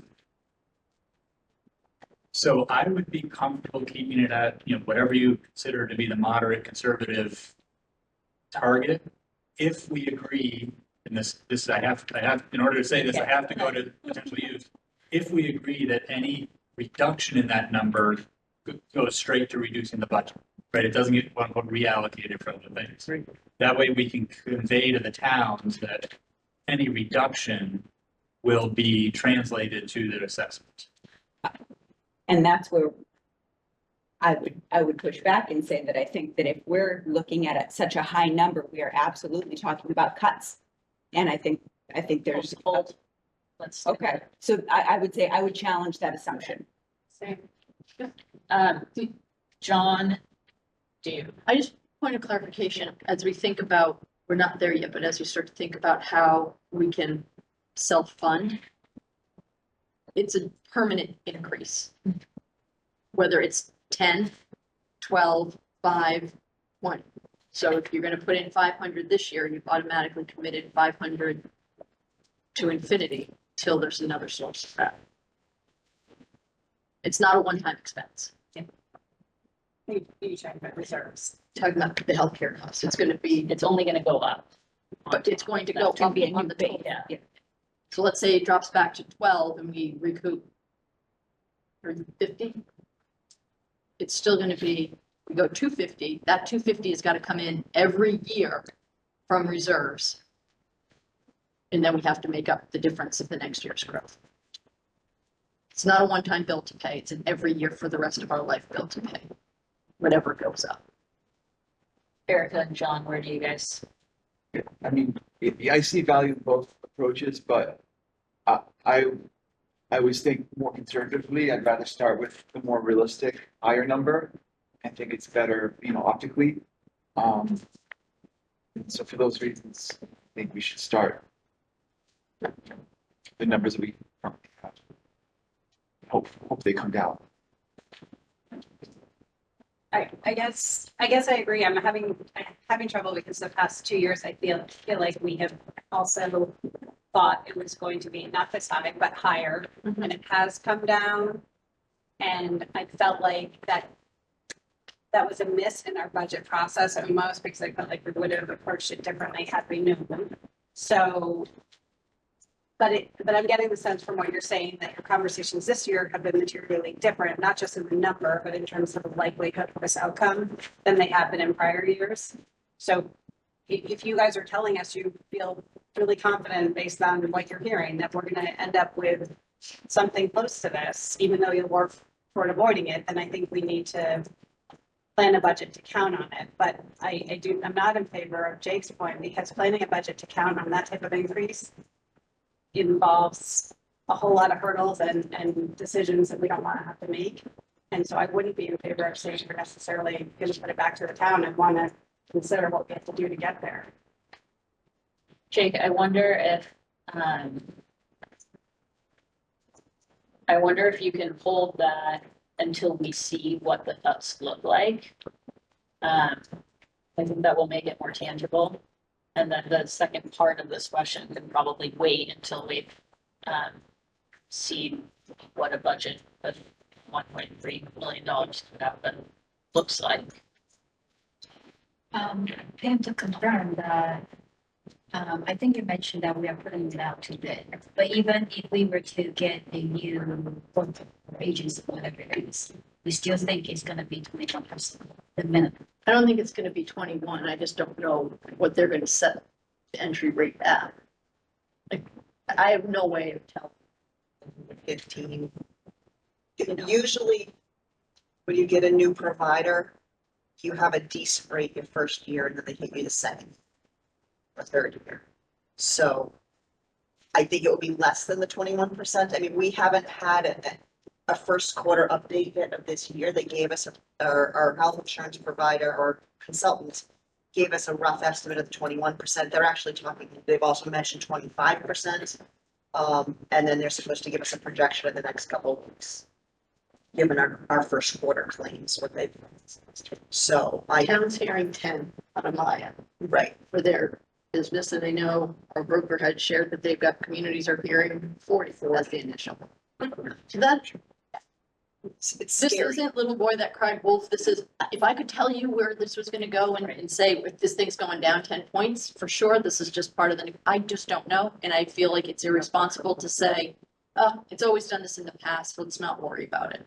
Because it could be the year where we have to worry about everything, or it could be the year where we get a great entry rate and we are free for another year and we can figure out what to do next time. And We just just don't know. looking back on last year, when we went through this process, we had a good result. It came in lower than we thought, and we were able to reallocate and gain some things in our budget. So I'd rather be on that side than the other side. And unfortunately, our experience with health insurance, we have, when they look at our rates, they look at either an 18 or 24-month look back in terms of our actual claims. Our experience is getting worse. So as a good month drops off, a bad month replaces it. So that the outlook is not in our favor by any means. So, And John, I think that if our intention is to use any savings to bolster the program or what, to eliminate, to reduce cuts. Good idea, Alden. That would be required. That, I just lost my train of thought. I knew who that was. I know, me too. Sorry. That it's gone. That's just. Oh, that we owe it to our town partners to be transparent about what our intention is to do with that savings from the very beginning. Because it was a possibility that we hadn't really discussed last year, and it did come as a surprise, and not a good surprise, to people who are invested in keeping costs as low as possible, that is what we chose to do with the money. So I think that we need to have that conversation in advance, not necessarily tonight, because we don't know what those cuts look like. I always feel like I'm the wet blanket. If we assume a 10-point reduction, we're still talking about 2.1 or 1.3 to get to. Even though I know we really don't want to talk about having to have a target, what we know is the desired target, what was articulated at the latest joint FinCom meeting, to get down to 2.5 spending, which is 3.5 or more assessment, is 1.3. So we can try to do a package that's incremental and hits the 1.3 or 1.8 in case of emergency. Or you can tell us that you don't want us to go that low, 5%. Kind of. So the healthcare alone isn't going to solve the problem even if we get 7% again. I do want to mention actually a clarifying point that came up. I looked at the numbers. None of those figures on the screen include reserves. Okay. So, Back it down another. right, so back it down another 350 of E&D and 150 of OPEB if we're going to look at apples to apples. Right, yeah. So that's good. But Which I segues apologize perfectly. for that oversight, but yes, originally we were doing everything, no Yeah. reserves. Yeah. And we talked about it. So these do not include use of any reserves. So we can reduce them each by another 500. Yes. So that brings us to question number 2, which was based on this knowledge, what is our appetite for use of reserves? And what is our tolerance for cuts to programming and or staff? Which really nobody wants to talk about, but Wait, can you go back to the, Chart. I yeah, was going to bring up the actual spreadsheet. okay, no, And fine. take the number out. This one's not helpful. When in talking about use of reserves, I wanted to see the actual numbers that we. I think that every year we say that we're gonna stop using reserves. And part of the reason why I personally wanted to see what a level services budget comes out to is because I wanted to see how deep in the hole we have gotten. And I think that we have gotten here through consistent use of reserves to patch up the gap. At the same time, we're looking at having significant capital costs, including an Essex building project in the not too distant future. And I think it's wise to be frugal now. Right, if we're looking at building a new house, if you're saving to build a new house, you don't go buy a new car.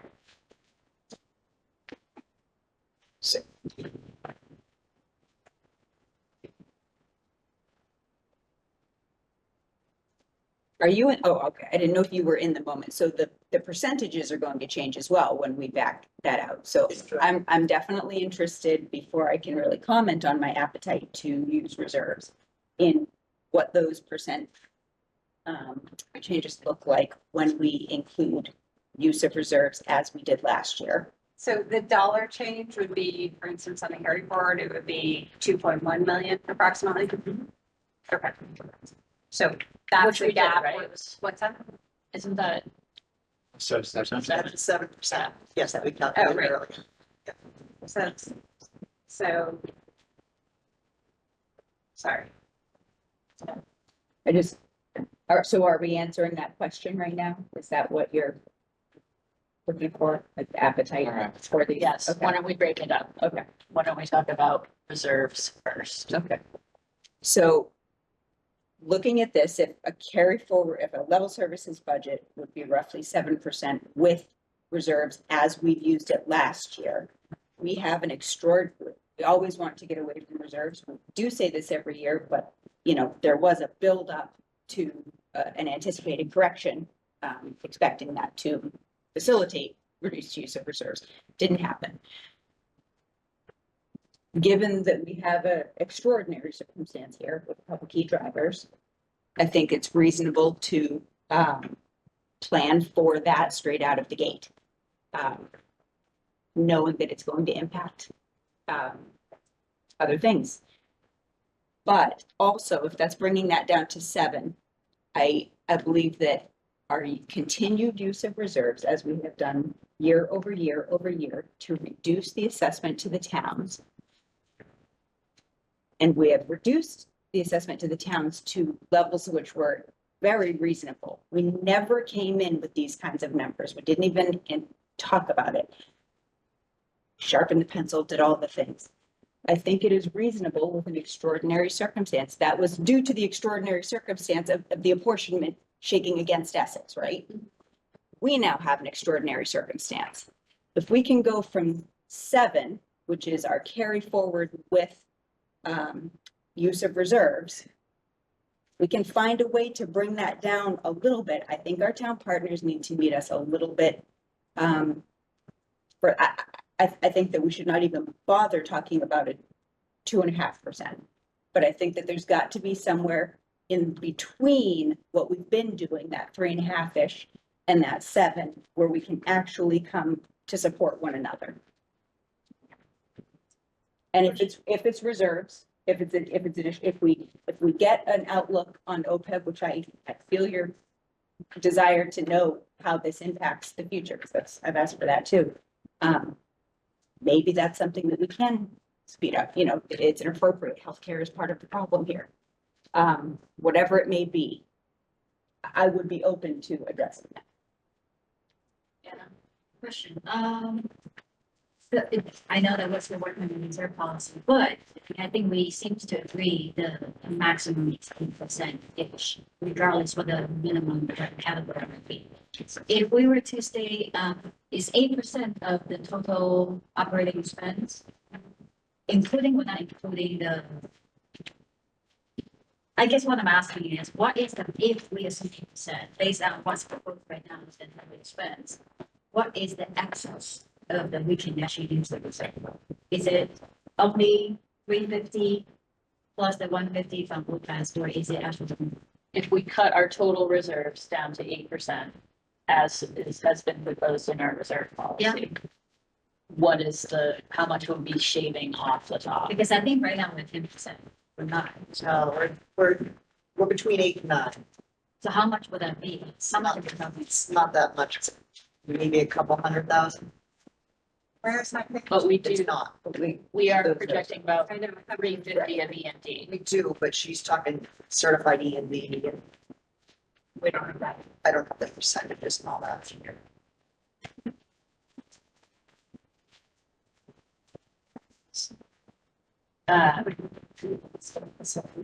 It was a subcommittee.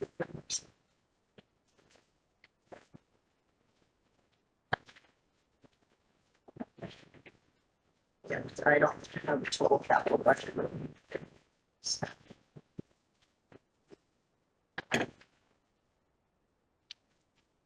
And if reserve is gonna be impacted by the capital budget, I think we should look at the capital budget as well. What are the must-have versus what is the nice to? Right. But yeah, I'm thinking it was roughly 150,000 calculations. this, because you have to look at the operating budget, the debt budget, and then take 8% of that. We're roughly 1.4 million and 1.5 million. So I think what I'm hearing is we're gonna try to deal with the healthcare number that's being given to us and not make any. We're not gonna shave it just for the sake of shaving it. We're gonna go back, we're gonna make sure to use reserves at a minimum at the same level that we're using them this year, which will create some push. We'll take, it should put us at 1.3-ish as the actual gap. And then you'd like us to take a look at how we can reduce that number, inclusive of staffing program cuts and efficiencies? I think that, well, I don't want to waste your time. Right, I think that I think that it would be worthwhile for us to see what a program looks like with $1.3 million of cuts. But I don't think that we would land there. And so I don't know if that is how we would want to spend your time, Jake. So, I think in general, I agree with you. Mhm. I hear what you're saying, Kate. I think no matter what, we are diving pretty heavily into reserves and looking at reductions to the budget, essentially including the program side of things. I'm personally, I agree with Erica on the responsible OPEB reduction. If we're gonna start breaking the contract or missing targets or whatever, we have to really consider that. But out of E&D, if my thinking is correct on this, I would be comfortable taking up to 500,000 out of that for reserves. That would leave us with 500,000. Again, if my thinking is right on this for next year. At some point, however, we are going to need to ask the towns for a percent that is going to cause a correction or an override in Essex. I am not comfortable doing that without the town's support, or at least planning with the towns for that. And that has not happened this year. So at this point, I'm not in favor of pushing Essex at least into an override situation without some serious work with the town to be ready for that. And right now, a 2.5% budget for us is still over 4% for Essex assessment. And from everything I've heard so far, 4% would be tough. Now, I'd like to hear if that's reasonable or something more, Teresa, to your point, is reasonable and doable without triggering a correction or an override. Right now, all signs point to that happening. Teresa, was that what you were going towards when you said the towns are going to give us some of it on? I guess what I'm going toward is we have to consider what our town's inputs are and its pieces of information. But also, it's not our job to anticipate whether or not a town is going to choose to fund using an override. We can't know that. I think it was 2016, Manchester chose to go for an override. Essex chose not to do that and chose to use, I think it was sales. I forget. So I don't want our committee to get lost in the mire of how are the towns going to do this. I would rather we focus our efforts on, let's take in the mindfulness that, okay, well, level services, hey, 8.71 level services without reserves. Sorry, folks, that's the bill. We're not doing that. We're not even entertaining such a thing. We're saying we'll put off our desire to reduce our reserves as a means of revenue. We'll continue doing that, knowing it impacts our capital plans, knowing it impacts other things. But at a point, I don't think that it's reasonable to get into this. We can't do it you've got to cut the program, because that's where we're going to end. And we've done this over and over. And I do appreciate the idea of wanting to work with the towns toward a correction, but I witnessed a 3 to 4 year process of doing that. And it failed. It fell apart in the final year and then passed at town meeting, failed at the ballot. And so I don't think that that's our job to do that. I think it's our job to recognize the limitations, but we also are elected to make decisions that are best for the school district and for the plans we have. What is responsible? It's not responsible of us, I don't think, in my opinion, to send, 8-10% budgets out. But I think given our extreme costs, it might be responsible of us if we can find every retirement that can be brought in and all of these different things. It may be the responsible thing to preserve our educational program and send in a slightly higher bill. So just to respond, I hear you and Yeah. agree with much of what you're saying. The challenge for me is that without a plan for when such an event happens in the towns, we may get it this year. What happens next year or the year after? Right? If we only have, if in taking this year by year approach, we're going to start triggering these kind of corrections, maybe not an override, but corrections, more and more frequently if we don't have a plan for how a correction gets us through multiple years, not just this year. Fair enough. I mean, I agree with some of what both of you just said. What concerns me is, Jake, the idea that we try to close the gap using our reserves takes us further into this hole. We get increasingly close to where a correction is absolutely necessary, which also is increasingly close to when the vote on the Essex school is going to happen. And so as we think about the big picture, I don't think it's wise to end up needing both of those things at the same time. I also don't think it's wise to end up needing cuts to our district at a time when many Manchester residents are going to find that to be against their better interests right now. Well, I think it's important to remember that the contributing factor to Essex's financial position is that we are still paying for both the high school and Memorial.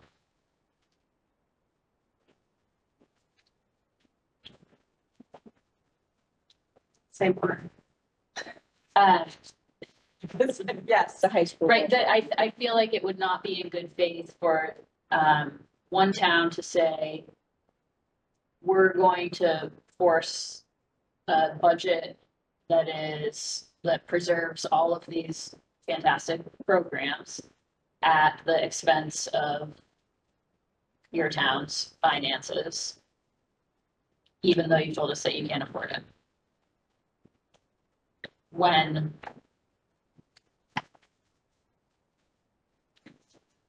one of the and how that relates to the potential Essex building project, right? Saying, well, I mean, why should we be building a new school when we can't afford the program that goes with the school? But we've already built 2 new schools. And we're still paying for them. I hear you. I just think these are all parts of the consideration of how we approach this year's budget. Right, and I agree, and that's not. I want to be clear that I'm saying what I think people are thinking, and this is not my personal approach to the problem. But I think it's important to consider those perspectives. Jenna? I think in the joint income, both towns, income chairs already said that they are going to budget, meaning the school district budget comes in 3.5% increase in assessment, which is what 2.5% the budget increase. I think I'm not advocating to cut one from 2.8, but what I'm saying is how we're approaching the budget to begin with is already a little bit different. The town already said, both income already said that they are looking at their own budget to see how they can combine all the stuff to also bring their increase very low. So versus that we are coming in high. So the budgeting approach is already very different for us to reconcile that over the next few months. That's where a lot of issues were in the past few years. To Teresa's point that, you see that in the past 3 or 4 years, that hasn't been working out great, working with both towns on specific things. I didn't say that. Okay, I said that there was a 3 to 4 year process to work toward a correction approach, and it didn't pass in the last year. I do feel like, sure, but there are different players in place now. And I do think that even just the past 2 or 3 years, from what I've seen, I'm part of, I do feel like the budgeting process is getting a little bit better. Regardless, putting the politics aside and all that stuff, we do need to plan this out multi-year. We need to plan out when the debt payment for the high school drops for both towns. And what does that mean? What kind of program we can have, what the additional cost that might be. It has to be planned out. It has to be working with both towns. I think And that that way, no, it hasn't. It is only, I think we already talked about this, that Michelle is gonna provide the multi-year projection two or 3 weeks. And that can help us to look at what that might be, the impact. All right, so do we agree that we are comfortable committing at least the level of reserves that we committed to in the last budget? given the current information Given- yes. before us. Yes, If necessary. not- Comfort may be strong, but yeah. Right. And then are we also, I think that what I'm also hearing is that we would like Everybody just flares out. So I think we can take this in steps where, let's see how far we can get it without making an actual recommendation for cutting X program or teacher or whatever. We may have to go there, but let's see how far we can get. With sharpening the pencils as much as we can, deferring whatever we feel we can defer, putting reserves into whatever level we think we can put in reserves for. Let's see how far we can get. Why not? I personally don't think it's gonna be enough. Yeah. But I'd rather know kind of informed scale of how far we have to go, rather than just saying, go all the way now.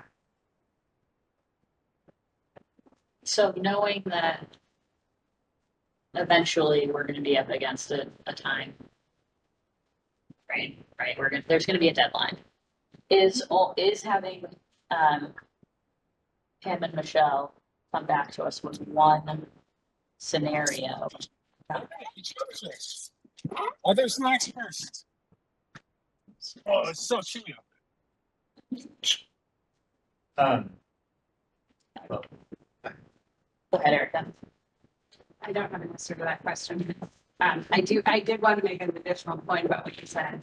I would say comfortable with the reserves we've dedicated in the past. And in fact, because I think we've reached some consensus about the 8% threshold, I'd be comfortable with, I know it's not a significant change, but putting into the next round of the budget, any excess beyond 8%, which is roughly 250,000. In addition to 350? Yes. Yeah, so I'd be comfortable using that as a starting place because I think we're gonna end up there anyhow, so I might as well just. And because we've been talking about a policy which uses that percentage, so like, whether that's an additional ask or included as the first round, that's something I'd be interested in. And I have to say, but we have this expanded budget, which I know is very difficult to talk about in light of the fact that our carry forward budget is so high, but I would really like to hear from you guys about whether there are things in the expanded budget that are really critical. The thing that jumps out at me, because we've heard from the principal at Manchester Memorial that a couple of the classrooms are really, really large now. Is a classroom teacher, does that need to move from the wish list into the full budget? I don't know, but I'd like to hear some feedback on that. Or if there are other things on that expanded that really rise to the top as something that should be part of the package when we go back to the public and say, this is really what we think our students need. I want to know if there are some of those items that should be listed. To your point about the reserve and the extra 250K. Yeah, I think it makes sense this year, but going to whoever's point is, at your point, I think, that means 600K this year using the reserves. That means that if we were to, even if we were to defer, and we will need to defer a lot of capital expenditures, which is like 750K this year, and defer, let's say if we defer half of it to next year. Next year, that means that we'll need to pay all the capital expenditures in the reserve. Plus, we need to pay the 600K. So I don't know, we do need to plan this out of the year. I don't know if next year, even if we can survive this year and cut whatever we need to cut, I don't know if next year is the. That's why I said 500 from E and D, because that leaves us with 500 essentially in E and D, not with that one.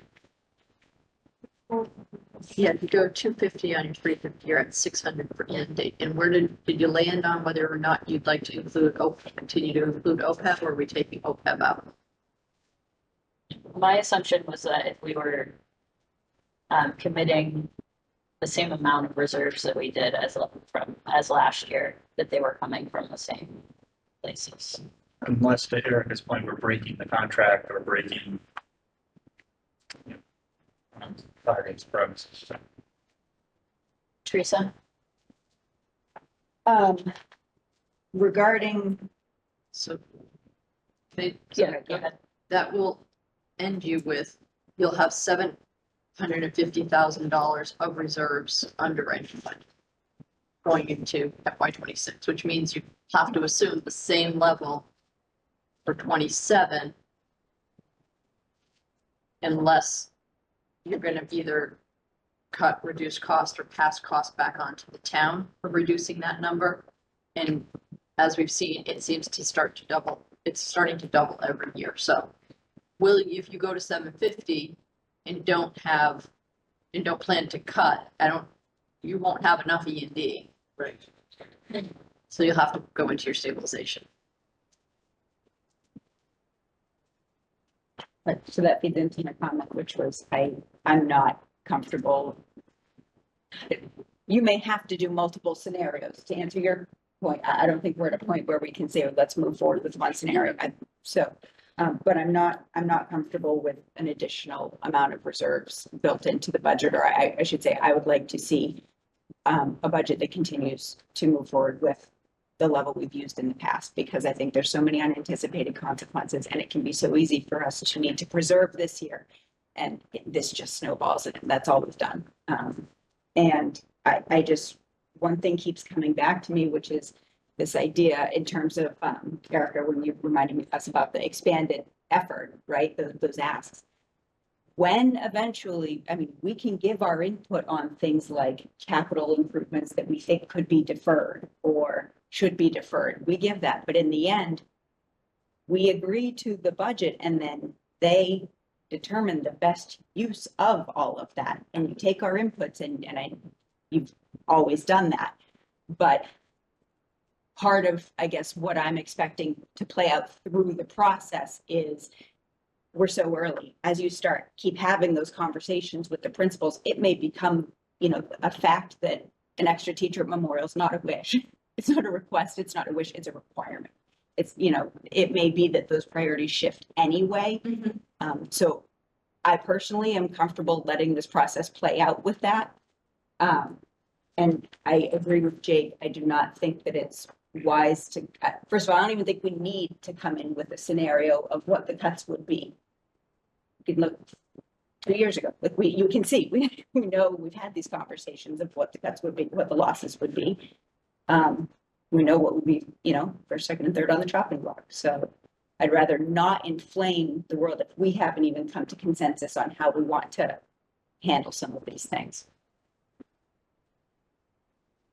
So I could do what we've done in the past, as long as we're all going to join arms when we get to the point, if we get to the point of having to put detail to it, of saying it would be the equivalent of X number of staffing reductions. We have done that. It. And I had the position that Jake had, it was not in our best interest to start to inflame a situation when it was very tentative. It was not, that was the year that we had the major turnout of people who felt like they weren't informed along the way of what the implications of our discussions were. So just, I'm fine with it because I think it is very premature to start naming right now. So we can just do kind of a, how do you get to a certain number? Yeah, I mean, sorry, we just, as long as we know what the bottom line number is, we can do the math ourselves. You know, just, you don't have to say it's X number of teachers, you know, we can, it's a back of the napkin calculation. But to that point, and to clarify from my position, right now, I don't think that's wise. I think that once we get to the point of a recommended budget, I think it is That's fair. January 7th, I know, but, beginning of January. So or let's say the public hearing, you know, we want to make sure that we do have that kind of information early enough for people We who have a care public about it to hearing next engage. we have a public Yeah, but hearing that's next week to take public input on this conversation. Right. Then we'll have something in next iteration, in early January. So that's what this input is to help inform. Yeah, And then you'll have another hearing on the 21st, and then on the 4th of February, you're gonna adopt your budget. So you're going to, we're going to have to do it with some assumptions and making some disclosures in the month of January. Yeah. If reduction is the direction you're Do going. we have a meeting between,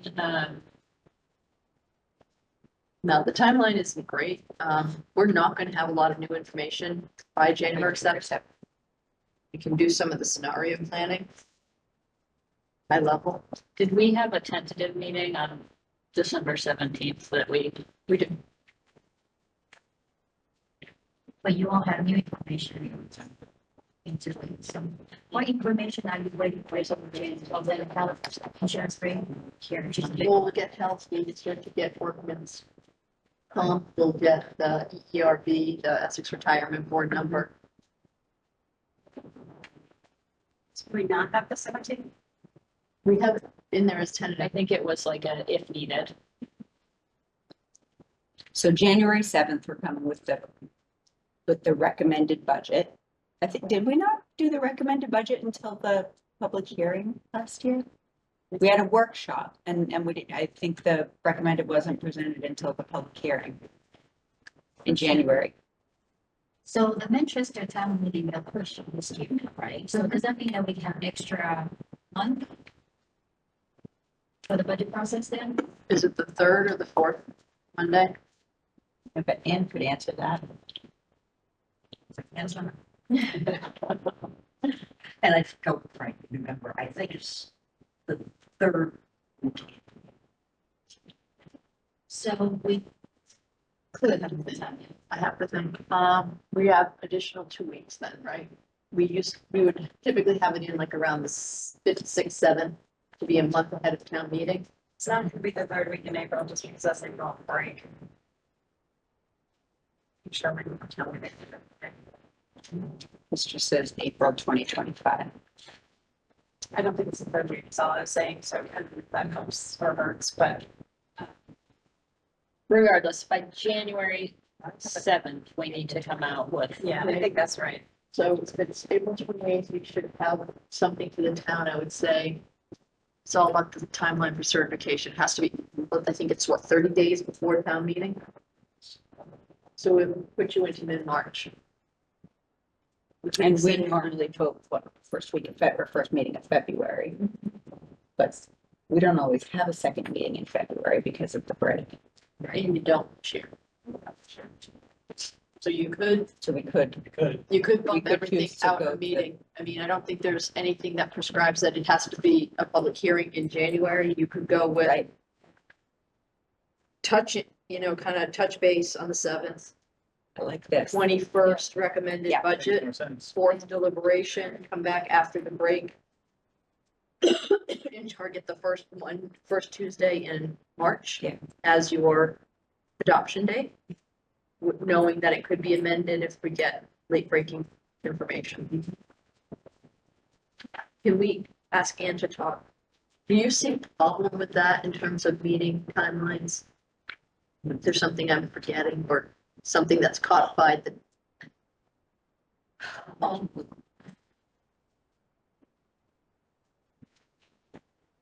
I'm not entirely sure when, obviously I don't know when the Cape Foundation is going to be because there are also, holidays in that area.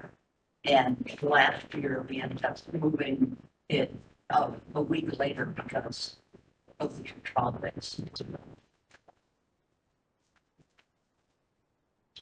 right, so Might I think need to talk to the FinCom. you could probably even, and I don't think we should just keep pushing and pushing out.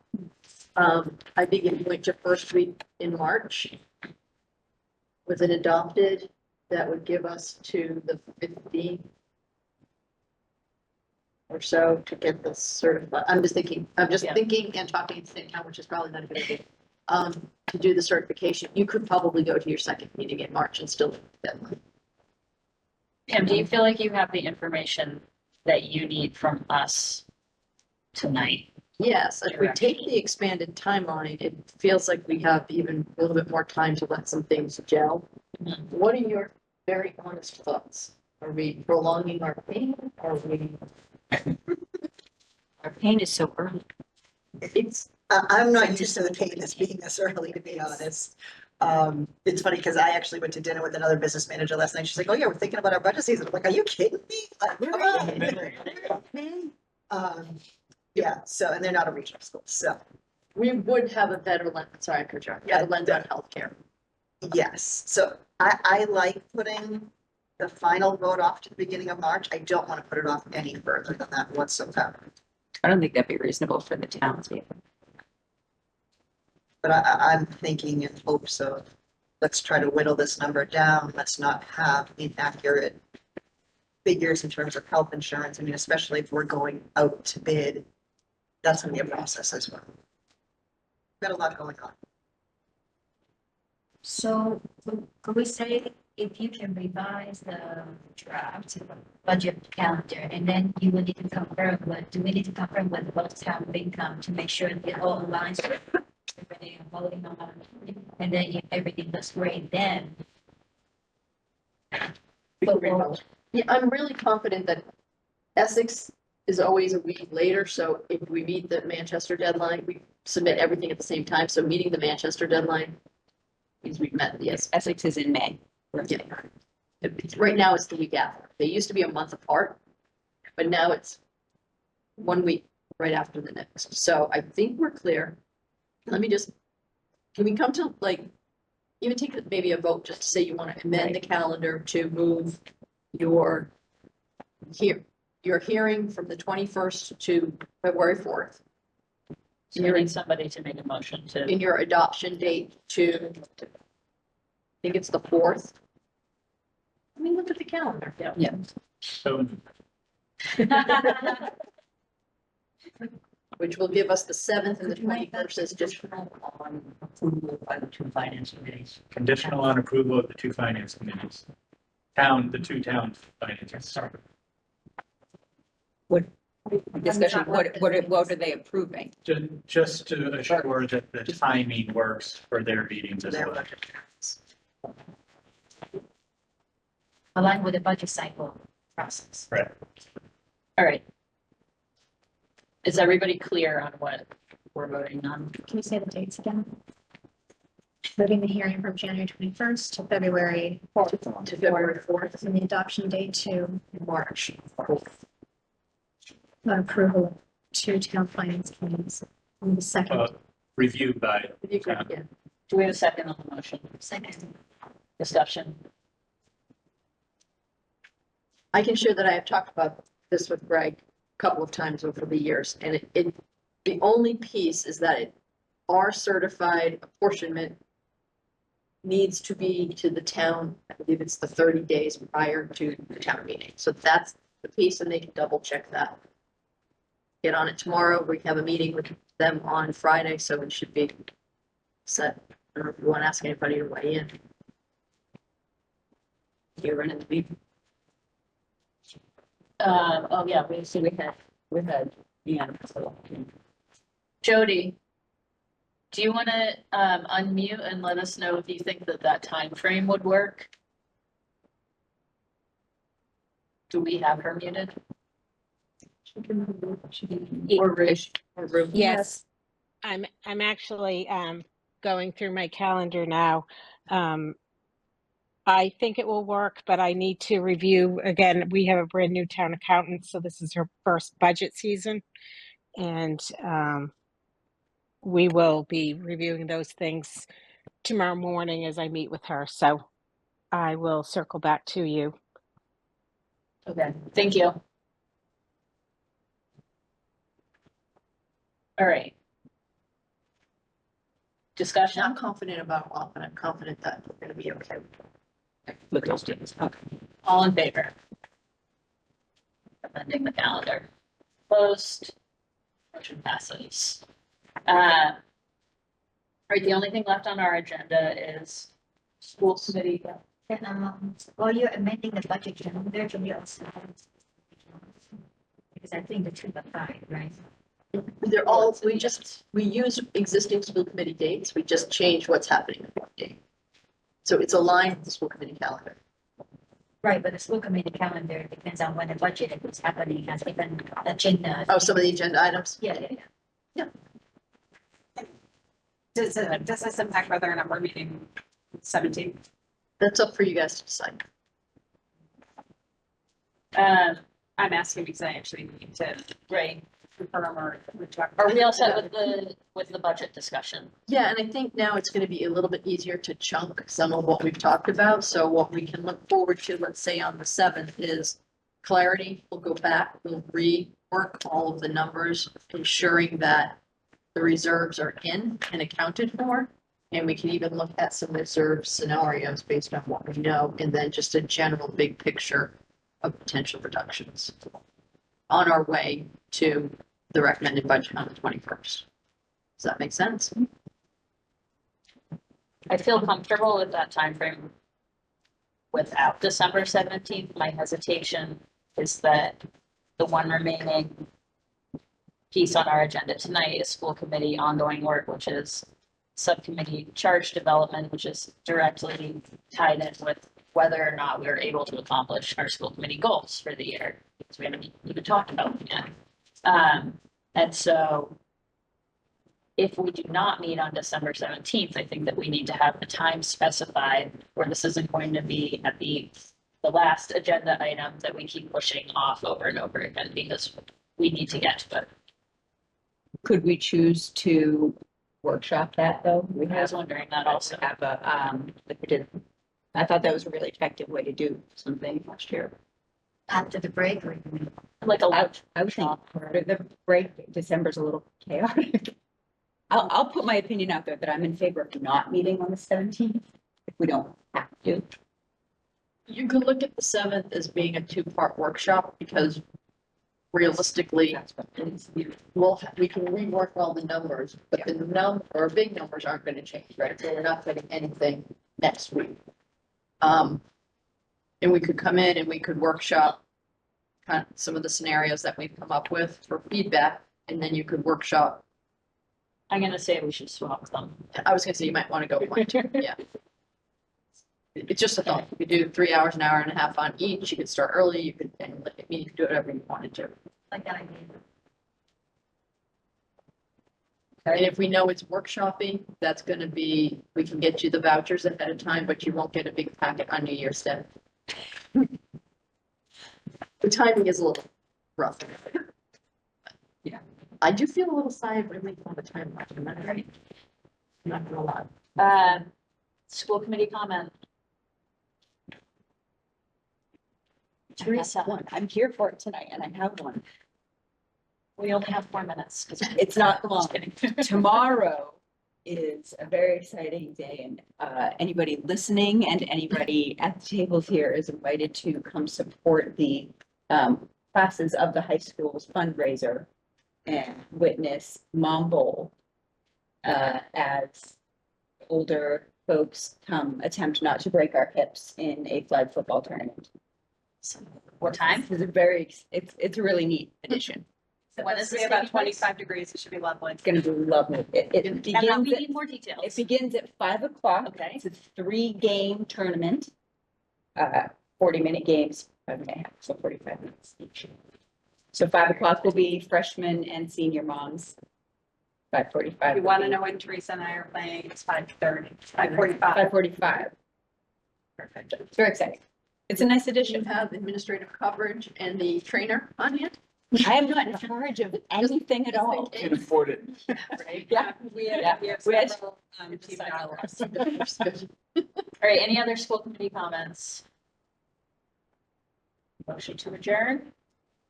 So moved.